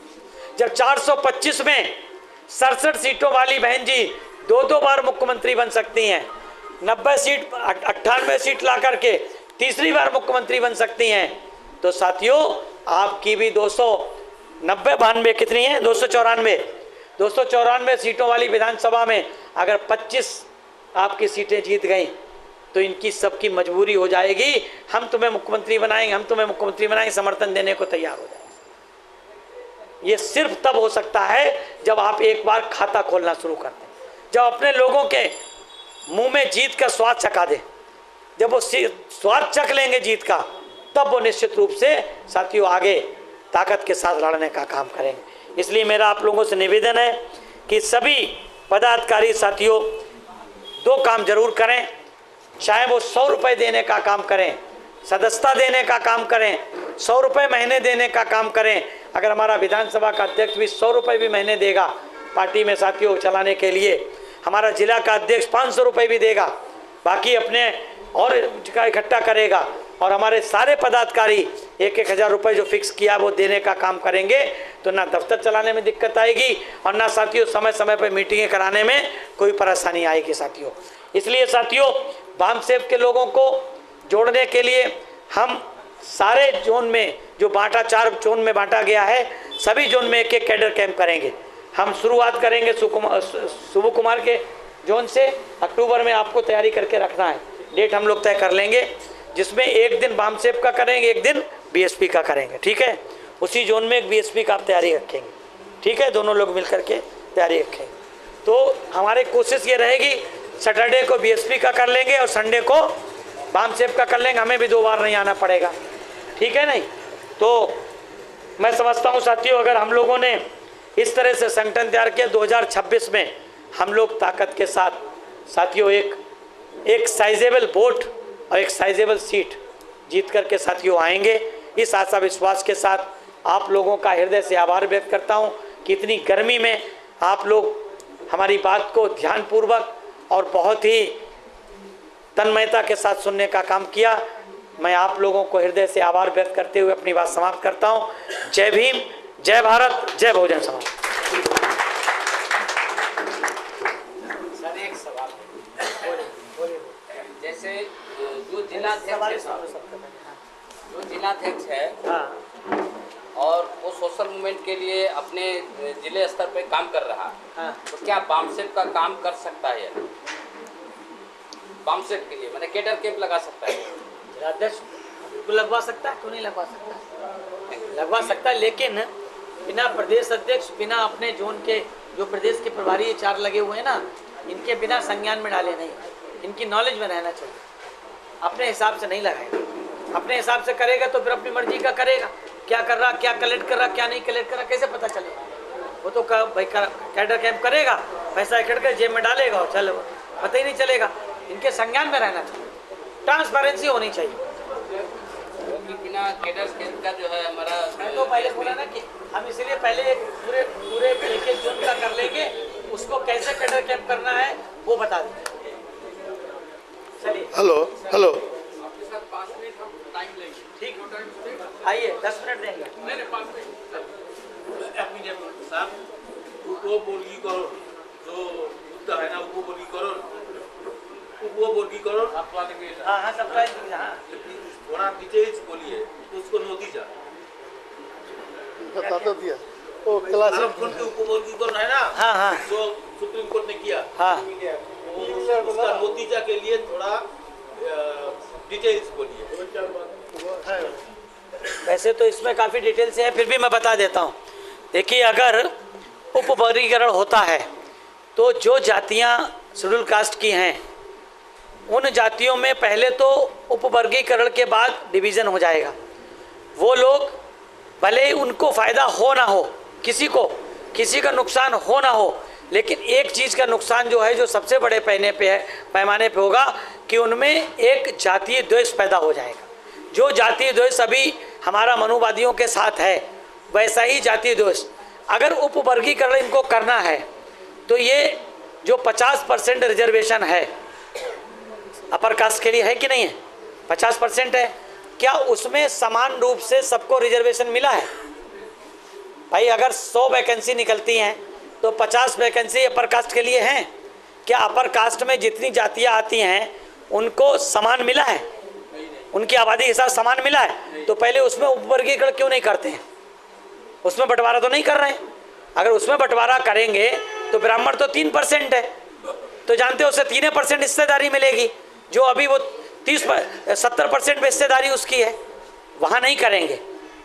है क्या कि इस देश में, मैं आपको बता दूं, बहुत अच्छे तरीके से आपने बात करी दी है, तो इस देश में उन लोगों को इस रिजर्वेशन का ज़्यादा फ़ायदा हुआ है जिन लोगों ने इस 108 वर्ष लंबे संघर्ष को स्वीकार कर लिया था। यानी कि फुले साहब अम्बेडकर की विचारधारा का जो संघर्ष था, या इन्होंने जिन लोगों ने बाबा साहब के मूवमेंट को जल्दी स्वीकार कर लिया था या स्वीकार कर लिया था, उन लोगों ने बाबा साहब के आंदोलन को आत्मसात कर लिया। और बाबा साहब के आत्मसात कर लिया तो बाबा साहब की बात मान ली। क्या बात मान ली? कि शिक्षा वो शेरनी का दूध है कि जो पढ़ेगा वो दहाड़ेगा, और जो पढ़ेगा वही तो रिजर्वेशन में हिस्सेदारी पाएगा, जो नहीं पढ़ेगा वो कैसे पाएगा? ठीक है, तो इनमें मेजर जातियां कौन सी हैं? जैसे आपके वेस्ट बंगाल में मेजर जो अंबेडकर मूवमेंट को फॉलो करने वाले जाति रही हैं वो नमोशूद्र रही। ये मैं नहीं कहता हूँ, ये इतिहास बताता है। ये इतिहास बताता है, हम ही नहीं कह रहे हैं, इतिहास बता रहा।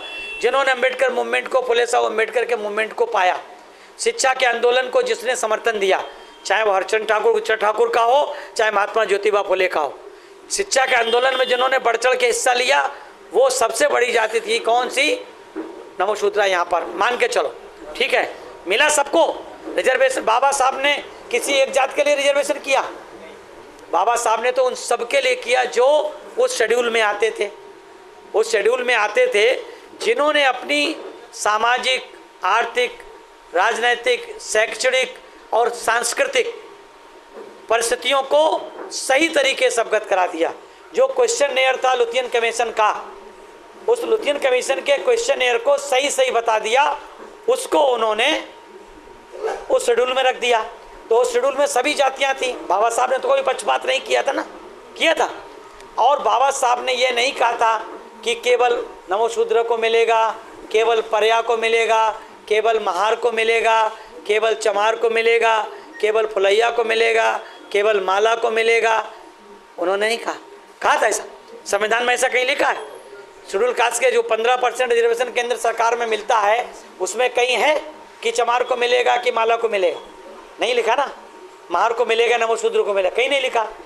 नहीं लिखा कि भाई न राजवंशी को नहीं मिलेगा, या फिर कोली को नहीं मिलेगा, या वाल्मीकि को नहीं मिलेगा, कहीं नहीं लिखा।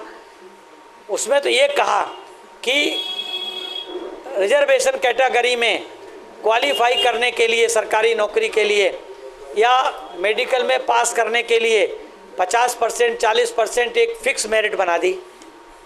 अगर वो मेरिट किसी भी जात का पाएगा शेड्यूल कास्ट में, वो सिलेक्ट हो जाएगा। जो रिटन पास करेगा, इंटरव्यू में देगा, वो पास हो जाएगा। ना तो इंटरव्यू में बैठने वाला किसी जात विशेष का है, वो तो अपर कास्ट के ही लोग सब लेते हैं, ज़्यादातर वही लेते हैं। तो ये केवल और केवल बांटने के लिए, गुमराह करने के लिए उन्होंने किया, जिसके परिणाम बहुत भयावह होंगे। क्योंकि अगर ये उपवर्गीकरण हो गया तो जिनके लिए ये किया जा रहा है, पहली बात तो वो जातियां नंबर में बहुत कम हैं, उसका फार्मूला तय करना बहुत मुश्किल होगा। कैसे? जैसे सुप्रीम कोर्ट ने ये नहीं कहा कि किसको करना है, उसमें तो उन्होंने कहा कि क्रीमी लेयर की जा सकती है, कहा नहीं कि की जाए, की जा सकती है। उन्होंने कहा कि जिनको एक बार रिजर्वेशन मिल गया हो उनको बाहर कर दो। भाई कुछ जजों ने ये कहा है, मतलब कई जज तो किसी सीमा को क्रॉस कर गए। अगर प्रोटोकॉल नहीं होता तो गुस्सा तो हमको भी बहुत आती, खून तो हमारे अंदर भी बहता है ना।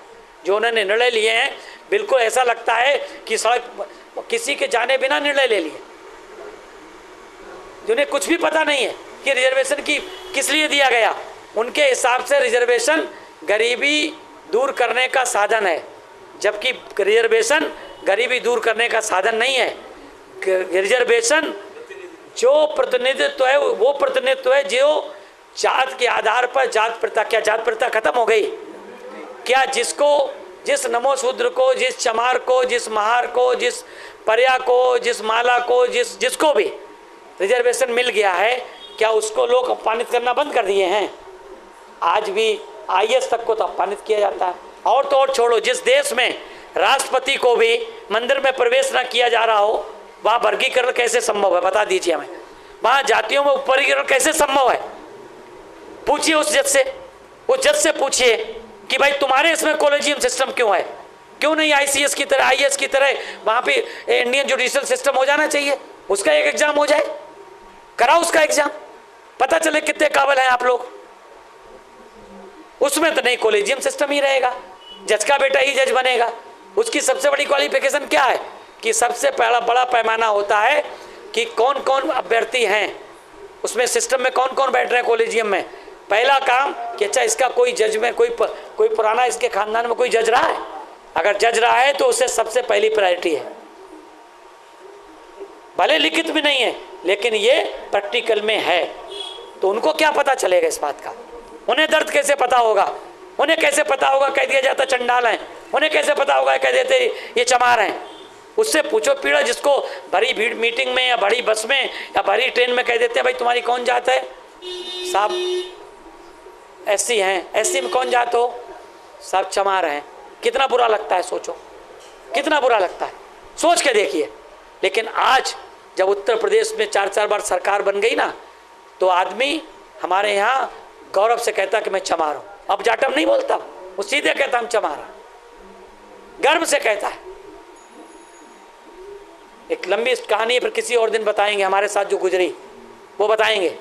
मैं कहने का मतलब सोचिए कितनी पीड़ा होती होगी। तो ये जज साहब को नहीं महसूस हो रहा है कि बाबा साहब ने रिजर्वेशन SC ST को इसलिए दिया था कि वो सामाजिक, आर्थिक, राजनीतिक, शैक्षणिक, सांस्कृतिक और जातवाद से पीड़ित थे। जात के आधार पर वो रिजर्वेशन जात के आधार पर मिला था, वो गरीबी दूर करने के लिए नहीं मिला है। जिसको वो कहते हैं गरीब कि साहब वो अब तो उनका स्टेटस ऊपर हो गया, आर्थिक आधार पर दे दिया जाए। तो इसलिए इसका सबसे बड़ा नुकसान ये है कि आपस में बंटवारा हो जाए। सर मैं एक कैडर कैंप बीएसपी का कैडर कैंप चाहता हूँ सर। आपका एक कैडर कैंप मेरा मैं दूंगा, बिल्कुल देंगे देंगे। कौन सा जोन किसके क्षेत्र में लगता है? इनका जोन सर इनके क्षेत्र में लगेगा। ठीक है, ठाकुरनगर में। ठीक है, है?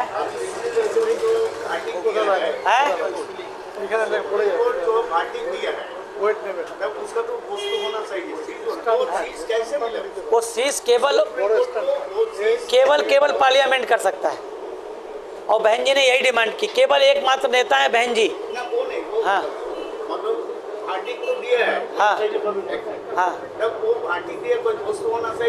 है होना चाहिए। उसको डिमांड कौन किया? सही है सुप्रीम कोर्ट का कोर्ट को नहीं, डिमांड तो वो पंजाब के उन्होंने डिमांड किया था ना, जो वहाँ पर ऑलरेडी एक केस चल रहा था 5 जजों वाला, उसमें एक है। तो उन्होंने हाँ वो केरला अलग अलग स्टेट की डिमांड थी, तेलंगाना की थी और उसकी कर्नाटका की थी। उसको ख़त्म करने का केवल अब एक ही माध्यम। देखिए उन्होंने क्या काम कर दिया, चालाकी देखिए। उन्होंने स्टेट को पावर दे दी।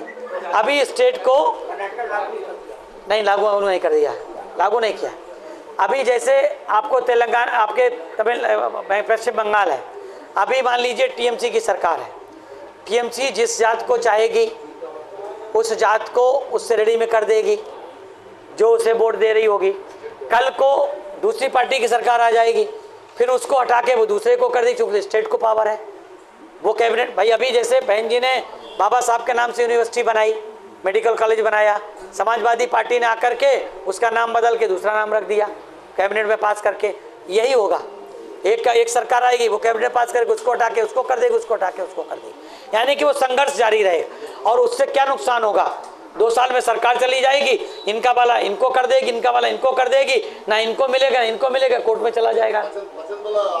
वो कोर्ट में चला जाएगा। आपका जो लोग डिमांड कर रहे हैं उनको रिजर्वेशन जो मिल रहा है, जैसे उदाहरण बता दें आपको, उत्तर प्रदेश में राजनाथ सिंह की सरकार ने, पहले समाजवादी पार्टी मुलायम सिंह की सरकार ने, राजनाथ सिंह की सरकार ने क्या कर दिया? 17 जातियां जो बैकवर्ड की थी उनको SC की लिस्ट में डाल दिया। अब SC में SC की लिस्ट में स्टेट नहीं डाल सकता, स्टेट तो कर नहीं सकता। ये तो सब्जेक्ट सेंट्रल का है, केवल राष्ट्रपति ही उसको दे सकता है, शामिल कर सकता है, हटा सकता है, एलिमिनेट कर सकता है या फिर उसमें इंक्लूड कर सकता है। उन्होंने कर दिया। अब वैकेंसी आई, अब वो उससे एक्सक्लूड हो गए, तो अब वो SC के भी नहीं रहे और OBC में शामिल नहीं हुए। तो ना 27% का मिल रहा उन्हें फ़ायदा और ना 18% का मिल रहा, तो उनका नुकसान हो गया। यानी कि ना केंद्र से पास हुआ, वो बहुत दिनों तक वो लटके रहे, ना इधर के रहे ना उधर के रहे। OBC का उन्हें सर्टिफिकेट नहीं मिला और SC का सर्टिफिकेट नहीं मिला, OBC का सर्टिफिकेट कैंसिल हो गया कि वो लिस्ट में आउट हो गए। उस लिस्ट में उनका नाम ही नहीं था SC में। अब तो यही इसमें होगा, एक सरकार आएगी इनको दे देगी, फिर एक सरकार आएगी इनको दे देगी, फिर दूसरी सरकार आएगी तीसरे को दे देगी। जो जिसकी मतलब उससे नुकसान और सिर्फ होगा। दूसरी बात, स्टेट गवर्नमेंट ये डिसीजन पूर्ण बहुमत से ले पाएगी तब जब 2 तिहाई का बहुमत हो। और इस कोलिशन गवर्नमेंट में आप देखिए ना, इंडिया गठबंधन के कितने लोग इंडिया गठबंधन से बाहर हो गए इसके फेवर में, ना पक्ष में बोल रहे ना विपक्ष में बोल रहे। इंडिया गठबंधन खुद भी पक्ष में वो डिमांड कर रहा है और फिर भी बोल नहीं रहा कि नहीं सही है, या तो कह दे सही है या कह दे खराब है। बीजेपी भी कह रही सही है या गलत नहीं बोल रही, वो भी नहीं बोल रही। केवल और केवल 3 लोगों ने, जैसा कि बताया हमारे साथी ने, एक तेजस्वी ने बोला, एक उसने बोला, और बड़े पैमाने पर पूरे देश में इसकी डिमांड केवल बहुजन समाज पार्टी, उसके नेता आदरणीय बहन जी ने की। अगर इस देश में संविधान कोई बचा सकता है, इस देश में आरक्षण कोई बचा सकता है, तो केवल और केवल बहुजन समाज पार्टी है। साथियों, इस बात का प्रचार हमें सोशल मीडिया के माध्यम से जोर शोर से पब्लिक में सब जगह जाकर के करने की ज़रूरत है। ये किताब साथियों बनेगी, मिलेगी, आप लोग पढ़ेंगे, इसमें सब क्लियर हो जाएगा। 9 शेड्यूल में तभी आ सकता है जब कोर्ट में जाएगा, तब उसमें जाएगा, पार्लियामेंट में जाएगा, आंदोलन करना पड़ेगा।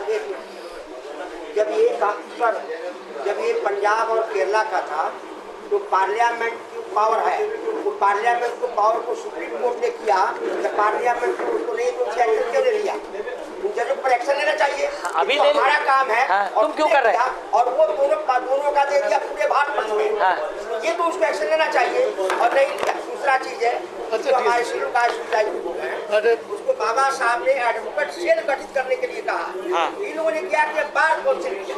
बार काउंसिल हमारे देश में 5% लड़का, बार काउंसिल में तो घुसने नहीं दे रहा है, इसलिए एडवोकेट सेल जब तो मुश्किल है, तो ये एडवोकेट सेल अगर होता है, उसको पूरे भारत में लागू राजा बनने के माध्यम से कि एडवोकेट सेल SC/ST के लिए बनाया जाए, ताकि ये लोग आराम से वहाँ जानते हैं। इसका एक हमें डिटेल बना के दो, आगे से इसको इसकी बात को उठाएंगे।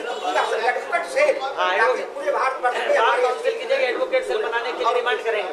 उसको डिमांड में हम लिखेंगे। हेलो हेलो अपना हेलो, हाँ हेलो, हाँ, बस आपका वो बर्थडे क्रेडिट निकाल के देना सब। হ্যালো, क्या समझाना? তো আপনাদের সামনে বিস্তারিতভাবে আমাদের যে পার্টির যে কাজ সম্পর্কে আগে কি বলেছেন, এবং আপনাদের সামনে বাকি তো বিস্তারিতভাবে যে রিজার্ভেশনের ভাবে যে ক্রিমিনাল যেটা ক্লাসিফিকেশন যেটা করেছে সে ব্যাপারেও আপনাদের তো বলেছে। ক্লাসিফিকেশন এটা হচ্ছে ওরা এটা এখন একমাত্র পরিবর্তন করেছে পার্লামেন্টে যেটা 9 শিডিউলে নিয়ে যায়। আর পার্লামেন্টে যারা এমপি আছে, যেসব পার্টির এমপি আছে, তারা এই ব্যাপারে কোনো রকম কোনো প্রতিক্রিয়া দিচ্ছে না, ঠিক আছে। সুতরাং সব পার্টি, কোনো পার্টি চায় না সেখানে আমাদের 120 জন এমপি আছে, তারাও এই ব্যাপারে তাদের পার্টির আদেশ, তারা তাদের পার্টির আদেশের বিরুদ্ধে তারা যেতে রাজি না। তো একটা উদাহরণ দিই, সেটা হচ্ছে সম্ভবত ওটা 2091 সালে, আমি তখন দিল্লিতে ছিলাম। 91 সালে দেখবেন বিশেষ করে অন্ধ্রপ্রদেশ ওই দক্ষিণ সাইডে কিছু লোক মানে ধর্ম পরিবর্তন করছিল, সেই নিয়ে একটা গণ্ডগোল, বিরাট কিছু একটা গণ্ডগোল হয়েছে। সেই গণ্ডগোলে ওই সময় এমপিরা রাষ্ট্রপতির কাছে গিয়েছিল।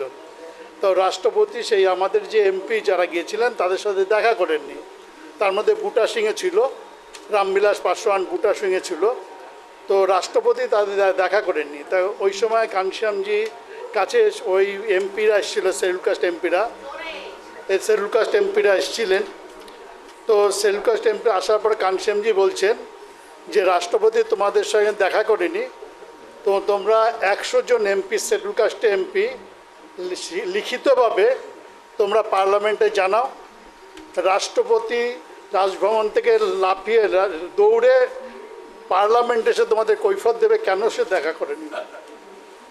তোমরা যদি 100 ইমপিচমেন্ট বলে যাকে, 100 জন এমপি যদি তোমরা সিগনেচার করে পাঠাও পার্লামেন্টে, রাষ্ট্রপতিকে তোমার কাছে যেতে হবে, রাষ্ট্রপতি পার্লামেন্টে এসে তোমাদের কৈফিয়ত দেবে কেন সে দেখা করেনি।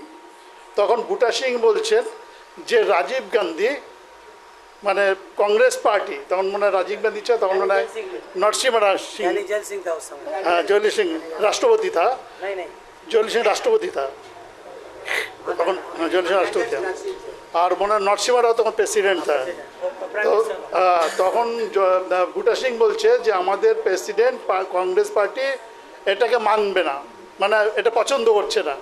তো আজকে যে 120 জন এমপি আছে আমাদের, তাদের যে পার্টিতে তারা গেছে সেই পার্টির নেতারা চাচ্ছে না, সুতরাং তারাও করবে না, কারণ তাদের দরকার হচ্ছে এমপি হওয়া। তার মধ্যে 2 জন মাত্র, 1 জন না 2 জন মাত্র চিরাগ পাসওয়ান বলেছে, তার নিজের পার্টি যেহেতু। সুতরাং আমাদের দেখতে হবে যারা আমাদের ভোট দিয়ে, দোষটা হচ্ছে তাদের না, দোষটা হচ্ছে আমাদের। বাংলার থেকে আমরা 12 জন এমপি পাঠিয়েছি, বনগাঁ থেকে এমপি পাঠিয়েছি, রানাঘাট থেকে পাঠিয়েছি, আমাদের তো শিডিউল কাস্ট। তো দোষটা তো ওদের না, দোষটা তো আমাদের। আমরা ভোট দিয়েছি, তো নমুনায় ভোট দিয়েছি এই দুটো সিটে, বাকি সিটে। তো দোষটা হচ্ছে আমাদের, ওদের না। দোষটা ওই রাজীব মানে কংগ্রেস পার্টি, সিপিএম পার্টি, দোষটা হচ্ছে আমাদের সমাজের। আমরা ভোট দিয়ে দালালদের পাঠাই আমাদের ব্যক্তিগত স্বার্থের জন্য। প্রত্যেকে তার ব্যক্তিগত স্বার্থের, আমরা সমাজের স্বার্থ নেই। সেই জন্য একটা জিনিস মনে রাখবেন, একজন ব্রাহ্মণ তার সমাজের জন্য সে বলি দিতে পারে, সে নিজেকে সুইসাইড করতে পারে তার সমাজের জন্য। আর আমাদের সমাজ হচ্ছে সমাজের জন্য ছাড়েন, নিজের সমাজের জন্য করবি করেন, তার নিজের ব্যক্তিগতের জন্য, ওদের সমাজের জন্য করতে পারে। আমাদের সমাজের জন্য ওরা কিছু, আমাদের লোক আমাদের সমাজের জন্য করতে পারে, তারা তখন পিছিয়ে যায়। যেমন আমাদের বহুজন সমাজ পার্টি করে অনেকে আমাদের বলতো আন্দোলন করতে হবে। তা আমি বলতাম ঠিক আছে, তাহলে আন্দোলনটা আপনার ছেলে পাঠান, আপনার ছেলে পাঠান। বলে না, সে কী করে, সে তো পড়াশোনা করে, তাই আন্দোলন কে করবে? উদাহরণ দিয়ে একদম বাস্তব ঘটনা।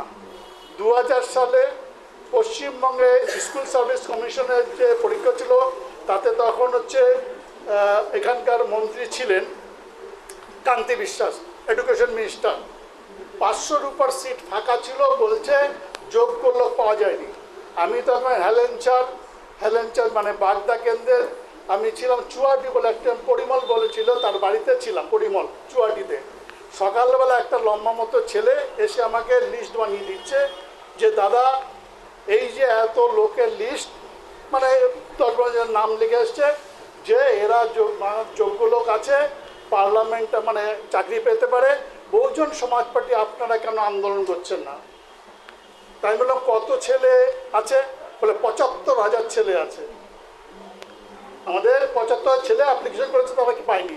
আমি যে 75,000 লাগবে না, 5,000 ছেলের ডকুমেন্টস, তারা এমএ পাস করেছে, বিএ পাস করেছে, অ্যাপ্লাই করেছে। এবং অ্যাপ্লাই ধরেন আপনি ম্যাথমেটিক্সের টিচার চান, হায়ার সেকেন্ডারিতে লেখা আছে যে আপনি ডিগ্রি কোর্সে 60% ম্যাথের মার্ক চাবে। 59-এ কোনো কেউ অ্যাপ্লাই করে না। 59-এ অ্যাপ্লাই করলে তাকে ডিসকোয়ালিফাই বাদ দিয়ে দেয়, তাদের দেয় তো 60 উপরে। তো এরকম যারা করেছে তার 5,000 লিস্ট নিয়ে আসেন, আর 5,000 ছেলেকে বলেন আমাকে কবে যাবে রানী রাসমণি রোডে, আমি অ্যাপ্লাই করছি, আমি রাজ্যপালের কাছে যাব, আমার ন্যাশনাল পার্টি, আমি রাজ্যপালের যদি টাইম চাই, রাজ্যপাল বাধ্য হবে আমার টাইম দিতে। এই 5,000 ছেলে কবে যাবে, আর ওই লিস্টটা খাতায় ওই প্রত্যেকটা অ্যাপ্লিকেশন নিয়ে আসবেন। আমি বান্ডিল সমেত আপনাদের নিয়ে সবার জন্য আমি 5-7 জনকে নিয়ে আমি রাজ্যপালে দেবো যে এই যে 5,000 যোগ্য লোক আছে, 500 বলছেন 5,000 আছে। বললেন না না, ওরা আসবে না, ওটা তো সিপিএম করে, ওরা তো সব সিপিএম করে, ওরা আসবে না। আমি তো তাহলে সিপিএমের কাছে যান বলতে, বলে তা কী করে হয়? তাই হচ্ছে আমাদের বহুজন সমাজ পার্টির লোক, আমাদের সমাজের লোক। তো সেই জন্য এইটা আপনারা বুঝাবেন যে আন্দোলন করতে অনেকে বলে, যেদিন আন্দোলন করতে যাবেন না সেদিন তাদের পাবেন না। বলে কেন? বলে আমার বউ না অসুস্থ ছিল, তো আমি যেতে পারিনি, আমার ছেলে ছিল না, ঠিক আছে? সেই জন্য হচ্ছে যে এগুলো রিয়েলিটি, এগুলো কারো সমালোচনা করার জন্য না, কাউকে ছোট করার জন্য, সমাজের কথা বলছি। সেই জন্য আপনাদের কাছে আপিল হয়েছে, যে কাজ আপনাদের আজকে দিয়েছে, আর যেটা এর আগে বঞ্জি আপনাদের বলে দিয়েছে অনেক আগে, যেটা আগে মিটিং হচ্ছে, যে ডিস্ট্রিক্ট থেকে 3,000 টাকা করে স্টেট চালানোর জন্য দেবেন। আর সেদিনকে বলেছেন যে স্টেটের যারা মেম্বার তারা 1,000 টাকা করে দেবেন। আর হচ্ছে বামসের জেলার কনভেনার তারা 3,000 টাকা করে দেবেন। তাহলে এই কালেকশন করতে হবে, লোকের কাছে যেতে হবে, লোককে কনভিন্স করতে হবে, তার কাছে টাকা বের করতে হবে। এটা কঠিন কাজ, এটা কঠিন কাজ। সমালোচনা করা সহজ কাজ, আরে ও করে না, ও কাজে এগোচ্ছে না, ভাই তুমি করে দেখাও, 3,000 টাকা কোনো ব্যাপার না। জেলার কনভেনার যদি হয়, সেই জেলায় 100 টাকা করে যদি আনে, 30টা লোকের কাছে 300 টাকা আনলে 300 টাকা কোনো ব্যাপার না। তো তুমি সেই জায়গা সেই কাজটা তুমি সেই কাজটা করে দেখাও, যে ভাই আমি 300 টাকা করে 3 ফিট 10 টাকার কাছ থেকে নিয়ে আসছি, 20 টাকা করে নিয়ে আসো, দেখে তোমার কথা শোনে কি না।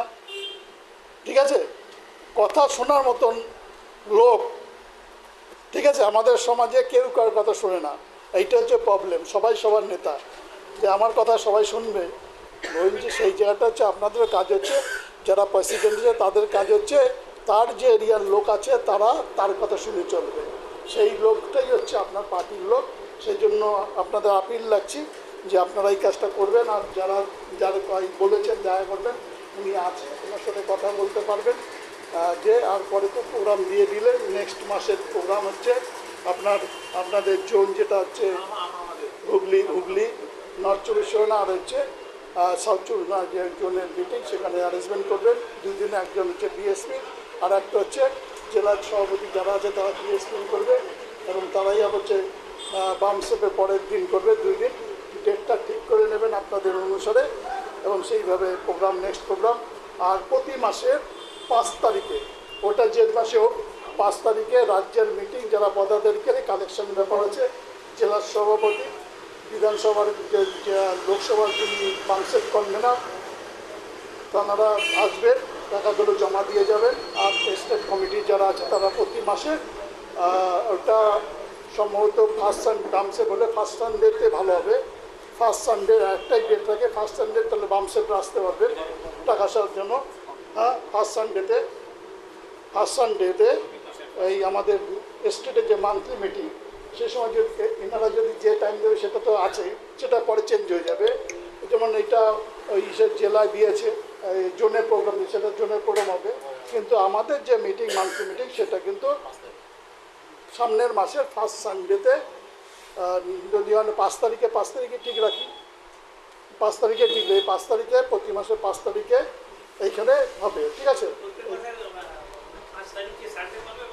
সানডে পাবে না, 5 তারিখ যেটা পাবে, কল চেঞ্জ করার দরকার নেই।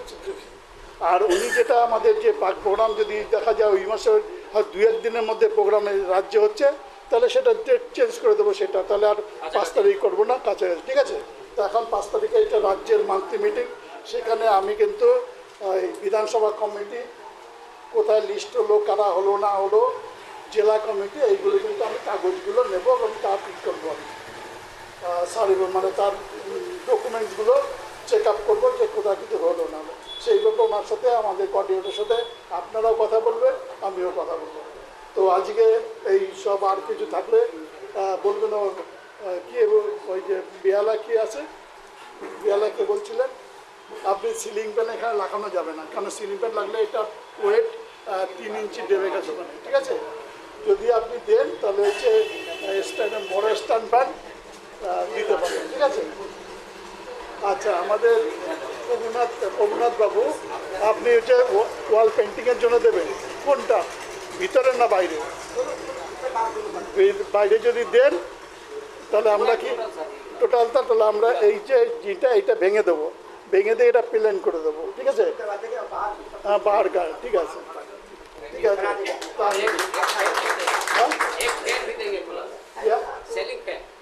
সিলিং ফ্যান এখানে লাগানো যাবে না, এটা দিতে হয়ে যাবে। সিলিং ফ্যান গরম হাওয়া যাবে। ঠিক আছে, ঠিক আছে। এর জন্য আপনাদের দুজনকে যদি দিয়ে দেন, দুজনকে দিন আপনাদের, আপনাদের দুজনকে আমাদের সবার তরফ থেকে আমরা ধন্যবাদ জানাচ্ছি। আর আমাদের মান্থলি কালেকশনটা অবশ্যই দেবেন। ঠিক আছে, জয় ভীম, জয় ভীম। তা শেষ করছি। ঠিক আছে, এবার আপনার আমাদের যে সেন্টার কোঅর্ডিনেটর আছে তার সাথে কথা বলে নেন এই পাশে করে।